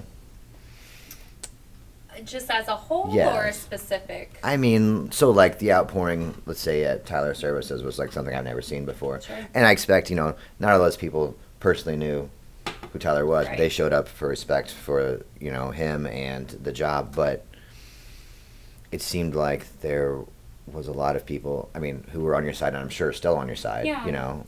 me included, but I'm not in that community. But I didn't know if, because how things, as they move to the back of other people's minds, Yeah, they waned. they wane and stuff fades away. So, So, I definitely feel as if I've gotten support from a lot of people who I never expected it from, and I've gotten lack of support from a lot of people who I expected it from. And I think that's just general grief, right? Anytime anybody goes through something big, regardless if it's a death or a birth or a wedding or whatever, life changes. The people around you change. When it's not there in your face all the time, like it was the first couple of months, it's easy to revert back into your life and to think, well, I'm getting myself back together, so she's probably she's probably got it, she's solid.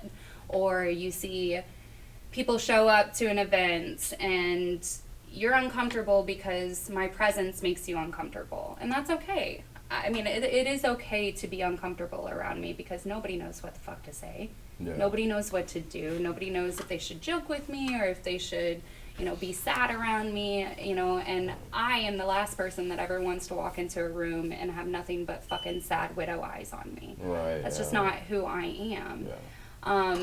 So I definitely feel like having the support from a lot of people that I expected it and not getting it has been something that I've had to deal with. You can keep talking. we still got sound. It'll come Still back. got sound. Oh, Yeah, okay, that's sorry. what I was I was like, A bit of a camera malfunction. yeah, I don't know. I just think that That wasn't to like be degrading to anybody. I was just curious no, because no. things change, and Yeah. at first I would think it would almost be overwhelming with the amount of stuff that was coming your way. For sure. And then, yeah. So, I mean, at first it's always, what can I do to help you? Tell me what you need. And I think that we've got to stop asking people who are going through shit what it is that they need. Because they don't fucking know. No, of course. They've never been there before. I have no idea. Right. I've never lost a husband. Yeah, let me get out my before. instruction guide here. Yeah. I'll tell you what I need. I would pay for a fucking flowchart on how to be a widow. I would. Grief 101. Grief 101. It would be fantastic. But again, everybody's journey is going to be different. So the way that I would respond to something, or the way that I think I would respond to something, isn't necessarily how others have responded or how I have expected them to respond. But I think just as much of a duty as it is to certain people to continue to show up and support our family, I also have a duty to, again, give grace. Yeah, And be accept it. understanding Yeah. that not everybody is going to react the way that I would have. Yep. I've received fantastic support from Granite City Police Department. My old police department, SIUE, Wood River, has been fantastic. They all have stepped up. They do whatever they can to support us. They always have people showing up to our fundraising events. They are continuously, checking in still 2 years later. It's not every day. Yeah. But every once in a while, I get a text from a cop that knew Tyler. Hey, thinking about you. Hope you're doing okay. Let me know if you need anything. I'm never gonna let you know, Yeah. because I'm not the type of person that's going to ask for help. But it's appreciated. Yeah. Just saying, hey, I'm thinking of you. That's enough for me. Yeah. So I think that once people get past that, you've got to get past your own selfishness to be able to help others. And you have to be accepting that a situation or a conversation may be uncomfortable. It may be uncomfortable coming and sitting with me and being around me because you're sad about Tyler, or because just being around death or grief freaks you out, man. Yeah. But you gotta fucking do it. That's the only way change happens, right? Well, there's an old saying by this old writer, Rumi. He said, "The wound is where light comes in." I like that. And if you don't address it, it's always going to be there. Yeah, And it's always going to be uncomfortable. yeah, Until you fucking, we used to teach our troops the only way through an ambush is straight through it. yeah, It's the same thing. The only way through a wound is straight fucking through it. yeah. You gotta deal with it. That's why people that sweep shit under the rugs their whole lives fucking suffer with ulcers and cancer and all sorts of shit. I mean, if you don't deal with shit, it comes back to bite you. It does, absolutely. So, yeah. And I'm learning that. I mean, I will not sit here and pretend like I have dealt with this in the best ways every single time. No. I mean, I am forcing myself to go to, it's a surviving spouse retreat in September. I call it a widow's retreat. I applied with the understanding that I was going to get to go on a float trip, but apparently I have to be sad for 4 years before I get to have fun. That was on page 7. Yeah. That was in the fine print. But I've signed up for it, so instead of going on the float trip, now I get to have breakout sessions all weekend. Mm. But I have not been put in a place where I've been forced to talk about my feelings. Yeah. It's different whenever you're the only one there holding down your fort, Yeah. right? I have to be a level of strong for my child. And I mean, Chloe and I have even had complications with the way that I grieve as opposed to the way that she grieves, because in her adolescent mind, she doesn't understand why mom doesn't cry all the time. Right. Well, did you not care about Tyler? You don't cry all the time. Well, you see me when I want you to see me. You don't see what goes on behind closed doors, and that's because I don't want you to. Yeah. But it took her saying something like that to me for me to open up and start crying in front of her. Yeah, that vulnerability is going to be good for both of you. Because it's okay. Yeah. Absolutely. Yeah. It is 100% okay to be strong, Yeah. but it's 100% okay to not be strong either. Yep. Absolutely. And finding that balance is where That's the word. we're doing, what Yep. we're working on. That's And right. it's not gonna happen overnight. I mean, hell, I'll probably still be in the same place this time next year. But I hope to be able to tell Tyler's story without crying next time. You know what I mean? Sure. There's small victories for me, and at the end of the day, I know that regardless, I'm making my husband proud, and I'm okay with that. Yeah, well, you I'm can't okay you with can't that. rush healing. No. It's grief comes. It's so crazy. Like, bless you. Excuse me. Like it took me decades to get over loss from service, but there are times where I'm like, oh, I'm totally good with this, Yeah. and then a year later, I just get gobsmacked one day. I'm down all day in grief, Yeah. and it's a process. Like, you don't get to choose it. Yeah. But when it comes, you've got to let it. Like, you can't. You've got to let it. It You has to take yeah, its you course. can't fight against it. You can't. Because I do. I fight against it a lot. And then I get into these moods where I'm just like, I just want to feel normal. Yeah. Well, this is normal. Yeah. This is normal now. Mhm. Like, this is my new normal, and you got to be the bad bitch that you are and fucking handle it. Yeah. Like, that's just all there is to it, because at the end of the day, there's nobody else that's going to do it. Right. I mean, I'm sure that there would be friends and stuff like that would come and pick up the pieces and memorialize Tyler and stuff like that. I'm absolutely positive of it. But that's not their job. That's mine. Yeah. So. Yeah. Well. Yeah. Everybody's gonna have to grieve in their own way, including you. Yeah. Right. Yeah. And again, it goes back to grace. Just showing people grace. Just being understanding that everybody's going to handle things differently, and that's okay. And showing yourself grace too, right? Yeah, Like, trying to. forgiving yourself, like, oh man, I was a dick, or oh, yeah, whatever. Yeah. Could have done that different. Doesn't matter. Yeah. So Absolutely. like what activities right now like provide you with, say, that like you're the most sense of normalcy or happiness? Is it like traveling, or is it just or? I love traveling. I am having so much fun having the time to travel and being able to do that. I am a very nervous person, just as who I am. So traveling with just Chloe is very nerve-wracking. But every time I do it, I feel so incredibly powerful when I get home. Like, I just went to El Paso with my kid and I didn't get got. Yeah. I came home okay. So traveling is definitely an awesome outlet for me. I also am just so happy that I don't have to miss anything of Chloe's anymore. Yeah. One of Tyler's cousins said something to me that really resonated with me, because I've had a hard time with not working, feeling like you're still supposed to be doing something, and your child saying, I'm not okay with that. That's why I'm not a cop anymore. It's Yeah. because my kid's not okay with it. Sure. And having, like,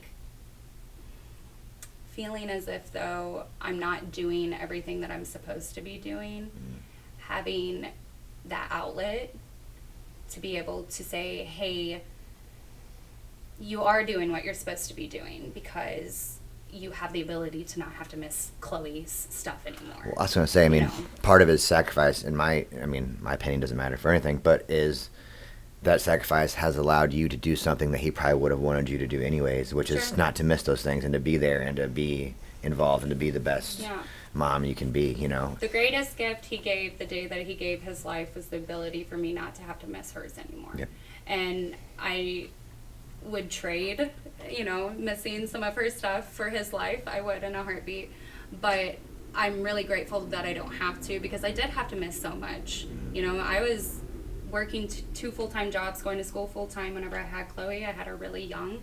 And so my life has always been missing stuff of hers, and I don't have to do that anymore. And I'm really happy about that. And I'm a cheerleading coach now for the Wood River JFL program. Really? Yeah, I started that this year, and I'm really excited about that, because I used to cheer, and just getting into that again is exciting, but also doing it for the town that gave Tyler so much growing up and has continued to support us.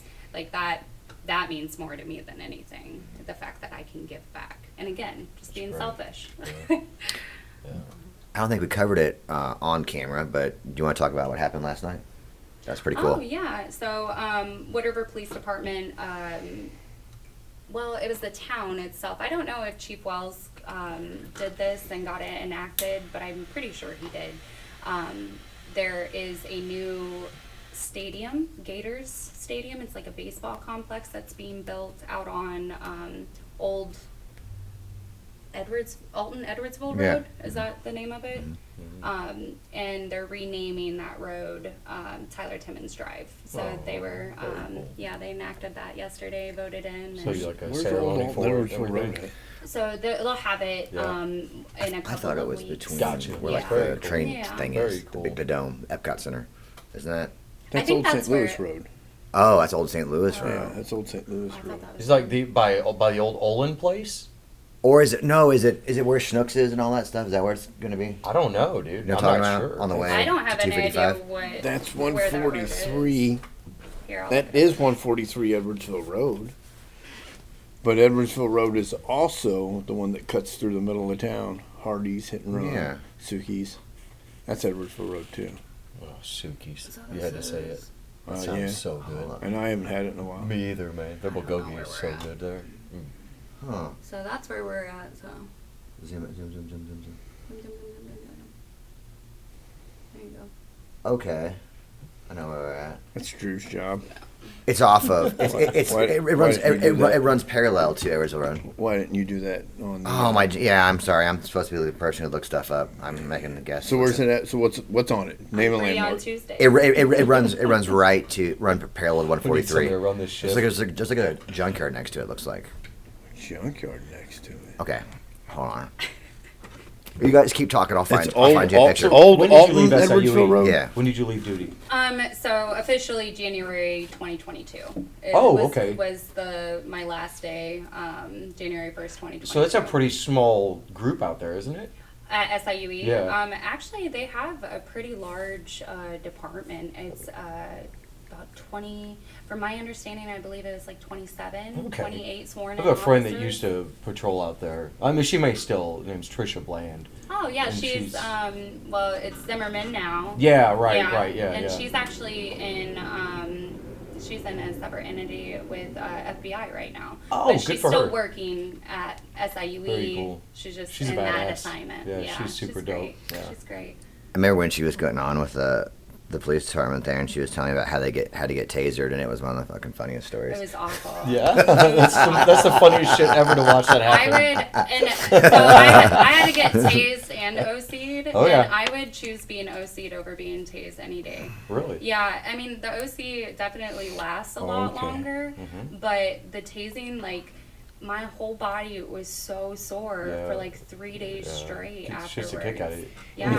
If you get tased enough, you will lose control of your bowels. Yes, you will. Yes, you will. Yeah. I did And that. your Yeah. bladder. Yeah. And Jerseyville loves to do that to people.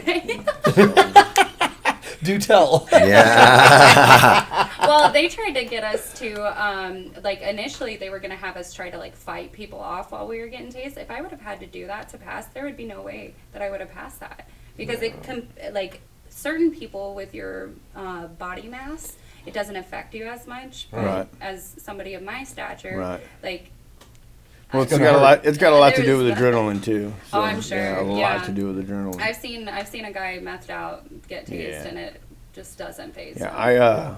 I was had an ex's new boyfriend who would hunt me down, and we were I was in Jerseyville Walmart, and I was avoiding him, Oh boy. and because I don't want to fight over her. I've never Right. fought over a woman. I'd fight over my wife right now, Yeah, 20 yeah. years, Sure, naturally, yeah, but yeah. I've never fought over. Before that, I would never fight over anyone. Right. You want her to have her, whatever, Yeah, dude. right. You can But, take it, you can have her. Thank Yeah. But he I followed. don't So he was shit. following me around Jerseyville Walmart, and I was avoiding him, and which was good. But he went outside, and he was waiting for me outside. So when I come outside, because I was leaving, and I guess he sensed I was leaving, so he headed me off. He went outside. So when we went outside, out in the parking lot, he sucker punches me. We get in a fight. I end up winning. And in the process of while I was winning, Jerseyville PD showed up, and I didn't hear Jerseyville PD show Sure. up. I didn't hear Jerseyville PD tell me to quit beating the shit out of this guy. Yeah. I didn't hear none of that. All I remember is rolling off and going, oh, Yeah, locking up. and they got me twice, I think, before I quit. And then again when I was on the ground, because I guess I was still moving just enough to warrant one more time. Oh my word. Got me again when I was on the ground. But funny part of that story is cops get us separated. Everybody's in their fucking cars, right? And I'm in the car with the plastic back seat because like I said, you lose all control after so much of it. And cop comes back and he goes, "All right, you can go." And I wasn't expecting that. Sure. I really wasn't expecting. I thought we were both going. Yeah. And they looked at the cameras, and he followed me through the store. And Jerseyville cop was like, "What would we have expected you to do?" Right. He jumped you, and then Defend when I got yourself, outside, he jumped me. So he got the shit beat out of him. He got shit on because that's I was still on top of him when it occurred. So you He would got- say he got justice shit on, was served, and- right? And he went to jail. Two guys, one cup, man. And he went to jail. And that listen. You learn Chuck Search. you learn that lesson, right? Yeah, You yeah. learn that lesson right there, right? Yeah. Don't He do that didn't. shit. He didn't. He jumped me again in front of Quick Trip in East Alton. Jumped me again. Come up behind me and sucker punched me. And quit. My So goodness. Got beat up again and went to jail You again. didn't get tased that time, did you? No. Okay, that's good. No. Like I warn, he's like, hey, listen, don't tase this guy, He please. said, "I learned my lesson." No. Wow. I have a problem where sometimes when people get tased, they suffer from excited delirium, which can kill you, and I have that. Oh, wow. Oh shit. So while laying on the ground, like I was amped, Yeah. amped afterwards. Right, so right. I was in the back of the car. Like you got Like supercharged. you'd have thought I was on meth. I was in the back of the Right. car going, "Gotta get me out! Gotta get me out! Gotta get me out!" Oh shit. That's scary. Thankfully, there was enough going on that I was able to talk myself down because there was enough, to look at. Stimuli, And, yeah. there was enough going on. Dude. So, Sorry to hear that, but that Goodness. makes for a great story. Yeah. Sorry you shit your pants. Yeah. right. I got a lot of good cop stories, man. I got a lot of good cop stories. A lot of good ones. I had Wells kicked a chair out from underneath me one time because I was trying to sleep while he was asking me questions. Well, So he kicked the chair out from underneath me. So I laid down on the floor instead of on the chair. I curled up on the floor. Wow. I'm gonna take a nap right here. He, Please don't disturb me. thank you. Wells did not like me for a very, very long time because of that situation. But Wells, he's always been a good dude. He's always been a great cop. I Always. will say that Cibolo too. Cibolo's always been a good cop. Chief Wells has, the expectation is not there for, there's one department that I have expectations for, and Wood River Police Department is not one of them. And Tyler was just a cadet there for a couple of years, and they have done so freaking much. Yeah. And I truly believe that it's at the leadership of Chief Wells. Of course, yeah, it sounds like it. He's a good guy. He is a good guy. really is He's a good guy. fantastic Yeah. guy. He's a great chief, and He was does a good. lot. He was a good cop then too. Different I was different a style of teenager. policing back then. I was a You get away teenager with stuff then back though. So Yeah. I was a teen. I was like 16, I think. Okay. 17 maybe. We're all out of our minds then. Yeah. So, yeah. We're Yeah. feral. Yeah. We're all awful at that point. We are. Yeah. We're trying to find our way somehow. Yeah. We're crazy sons of bitches. So Would you rather have a personal cloud that follows you around and rains your favorite beverage, or be able to summon a talking animal sidekick, but it only speaks in sarcastic I mean, remarks? Oh, we that can. for sure. Fuck yeah, dude. We can set you up.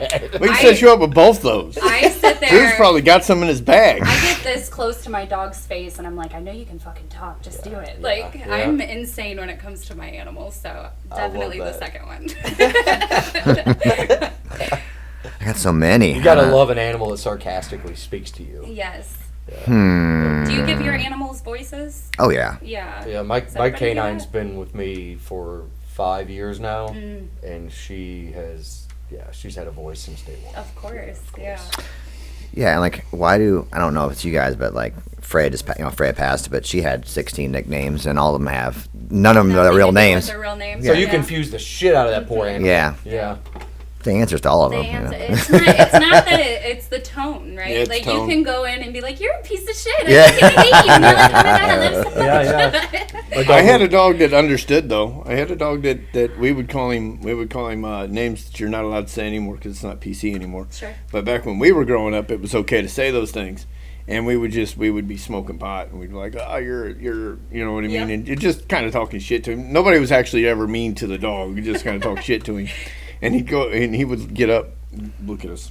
you guys. Right. Walk across the street, sit in the neighbor's yard, and stare at us. so it didn't matter tone. It didn't matter tone. He Like, understood eat that your we were talking face. shit. Right. Yeah, hell right. yeah. Right. Would you rather It's good, dog. always have a talking cartoon character by your side giving commentary on your life, or have the ability to turn any situation into an impromptu dance party?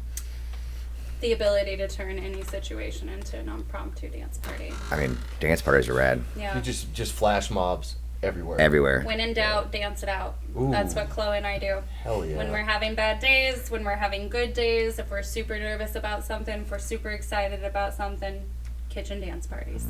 Super Bass by Nicki Minaj is our go-to. Oh wow. I like it. Yep. Dang. Good stuff. See, so this goes right into it. I know what you're going to answer then. So one of the other one's going to be, would you rather be able to pause time, but every time you do, you break into spontaneous dance for 5 minutes, or have the ability to talk to ghosts, but they only want to share fashion advice from their era? What the fuck? I think I'm gonna have to go with the ghost. Abraham Lincoln. I Gotta get a top hat, bro. Yeah. Like, dude, this fucking stovetop hat is where it's at. Yeah. Top hat, bro. I think that would be awesome. Where's your powder wig, buddy? You look like a Puritan everywhere Yeah. you go. Like, what the fuck? like my new fit, bro.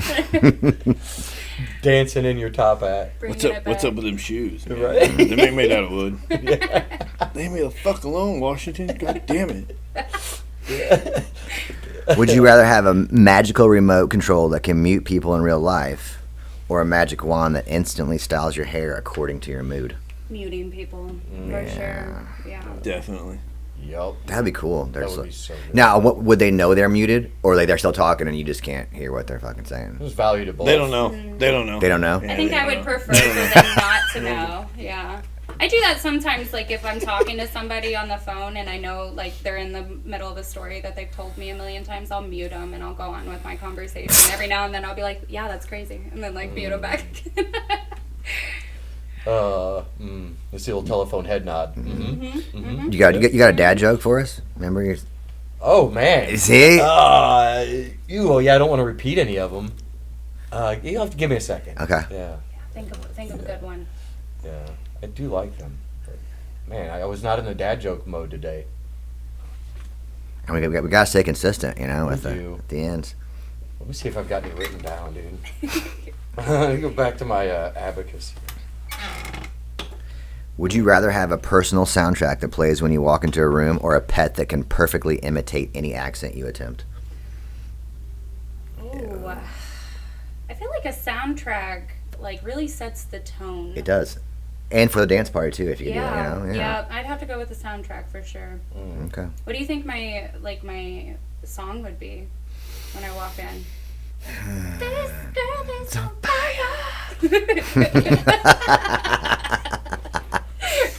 See, like my thing. You were talking earlier. You said about how people don't know how to act around you. Like I've always been like, just try to make you laugh. Yeah. I mean, yeah, that's the best I thing. appreciate that. Yeah. I do. It's the way to be. Yeah. So usually, like, we do, the FMK. I told you that, right? So I couldn't decide because, number one, you said you had a thing with police officers, obviously. Yes. So, I came up with some fictional police officers, but then I know you love Harry Potter, so I came up with the Harry Potter one too. So I have to do both. I Do do. Okay. Hit me with it. Let's do Hogwarts first. Okay. So we got Minerva McGonagall. Mm. Okay. We have Dumbledore and Hagrid. FMK. Oh, come on, man. Yep. Ah, McGonagall is an old lady. She's one of the professors. These are all professors. Yeah, in yeah. Hogwarts, fantastic. Mhm. I would say I'd marry McGonagall. Okay. Probably have to fuck Hagrid. Yeah. He's a large man. Yeah. Well, yeah. And Anywho, anyway, I won't speak on that. And kill Dumbledore because he already dies. Spoiler alert. Gosh, you ruined it for everybody. okay. I don't know, man.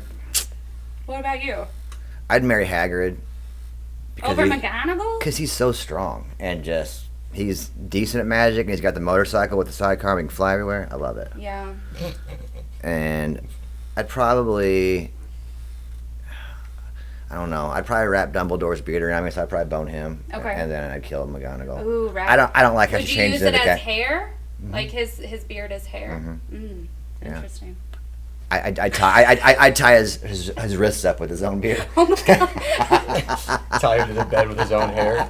Fuck yeah. He's like, what the fuck's going on? Yeah, you Yeah. hold on. Not much of a sorcerer now, are you? Harry Potter.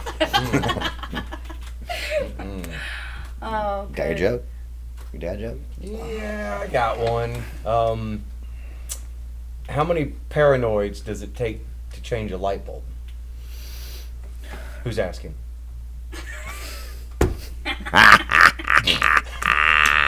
It's a good one. Sorry. Okay, Good so dad joke. police officer one. Okay. So you ready? Hopefully I know these. Okay, if you don't, I can always change it. Okay. Axel Foley. Foley. Is that Beverly from Hills Super? Cop. Beverly Hills Cop. Beverly Hills Cop. Okay. Eddie Murphy. Okay. Jim Hopper. Stranger Things. Stranger Things Cop. Yeah. I've never seen. Okay, Stranger so Things, I'm okay, sorry. all right. We'll Dang. We'll kill him. Keep it's going. fine. Keep going. And John McClane. Ooh. Rip.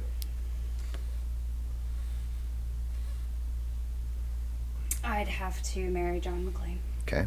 He's always in some shit though. Yeah. Just saying. Sorry. But that's Speaking out of okay. turn here. Yeah, That's you're okay. right. No. It takes a strong woman to hold down a man. So Unless let's he's got a big gray beard, then you just tie his ass And you up. guys just let's switch out Jim Hopper. Let's go with Dana Scully. Do you know who that is? from Brooklyn Nine-Nine. X-Files. X-Files. X-Files. Oh, Scully. okay. Well, that makes it easier for us because Scully's the only female now. Yeah. Speak for yourself. So Jeremy. Okay. I'd probably kill her, Oh. and then I'd fuck Foley. Yeah. Yeah. Solid. Gotta do it. I'm sorry. And you I'm married sorry. John McClane. Got it. Yeah. Okay. I just Got it. feel like he's the more stable option. John McClane is the most. I mean, have you ever watched Beverly Hills Cops? Are some of my favorite movies. Axel's pretty unstable. Oh yeah, he's a clown. He's man. pretty. Yeah. Dude, you know the guy? His chief from that movie is actually like some fucking criminal in Detroit. Like Yes. and with a bunch of like cocaine dealers and Yeah. shit. I Oh, thought, Like in real life? The black guy. Yeah. didn't you the find that Detroit out chief? on White Boy Rick? Yes. Right? Nice. Yep. Yeah. Yep. I saw that too. Nice. Uh-huh. Yep. Yeah, he was actually some kind of like cocaine criminal, and yeah, I was like, what? Yeah.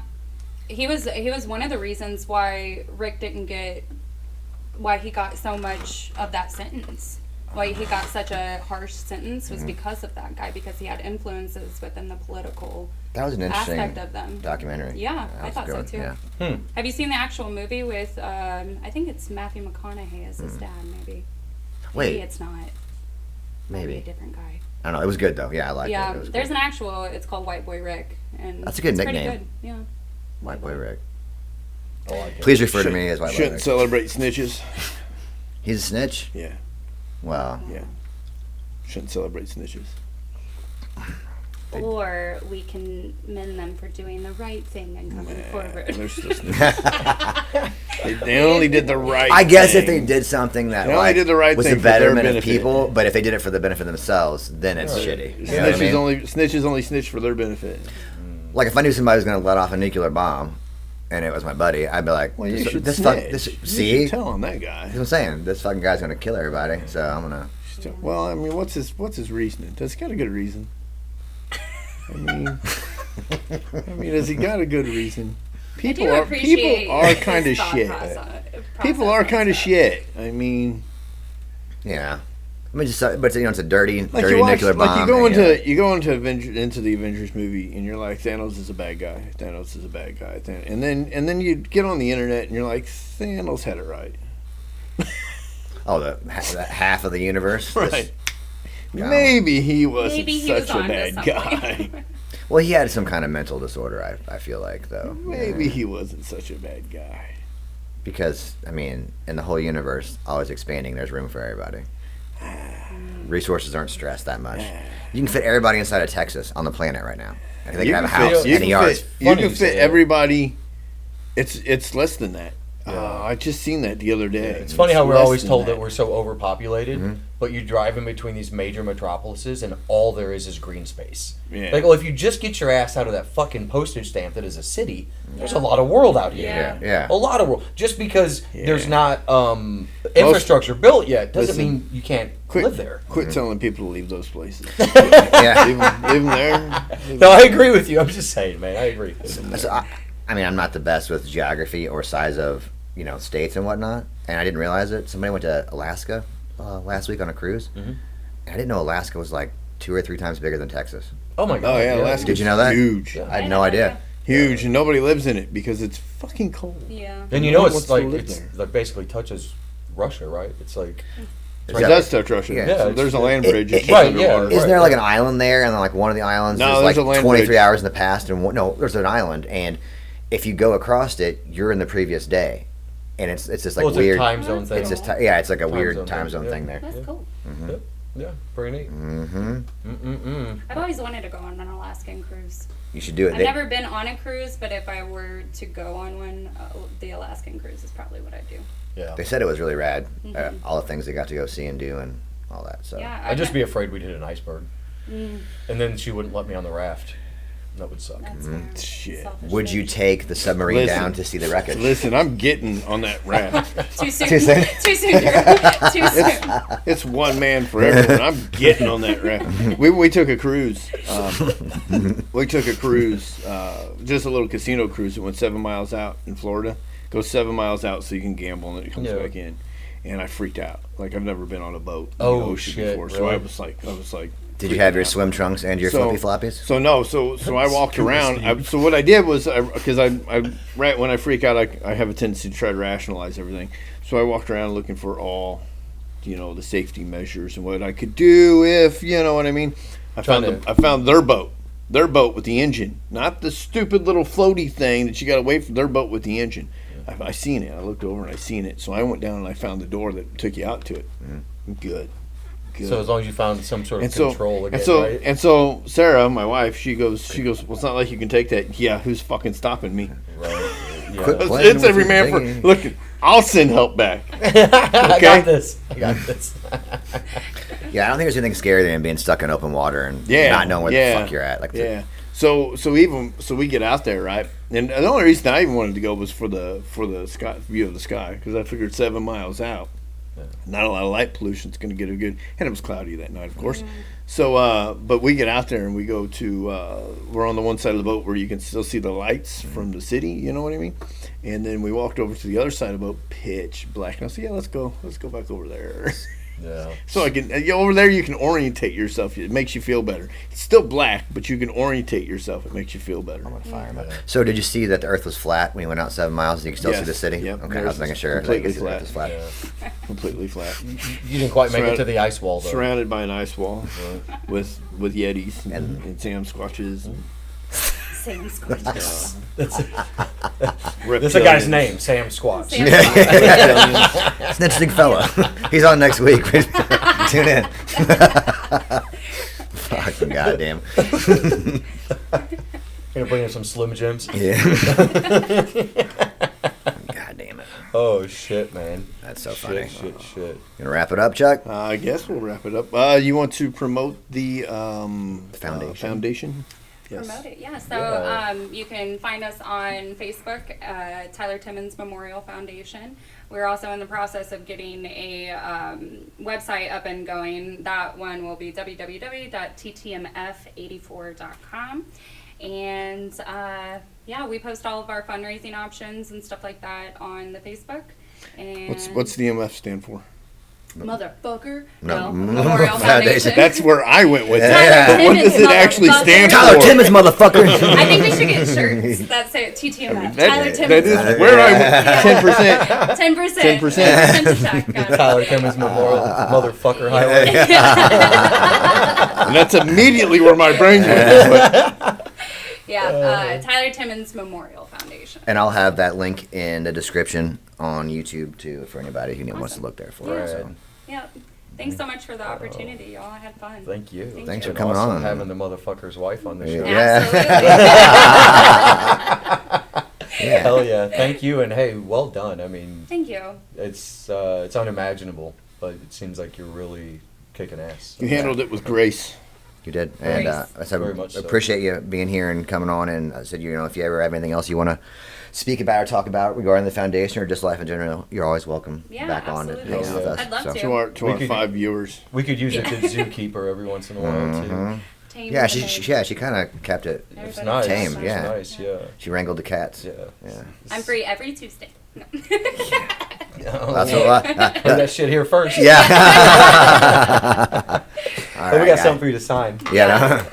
No. All right. Thanks for tuning in, guys. Yeah. Thank Like, you. subscribe, and all Like, that, share, subscribe. and go give some money to the foundation. We'd There you go. appreciate it. That's Yes. right. Yeah. Yeah. Go hug somebody. Yes. Yeah. All right. See you next time. Peace.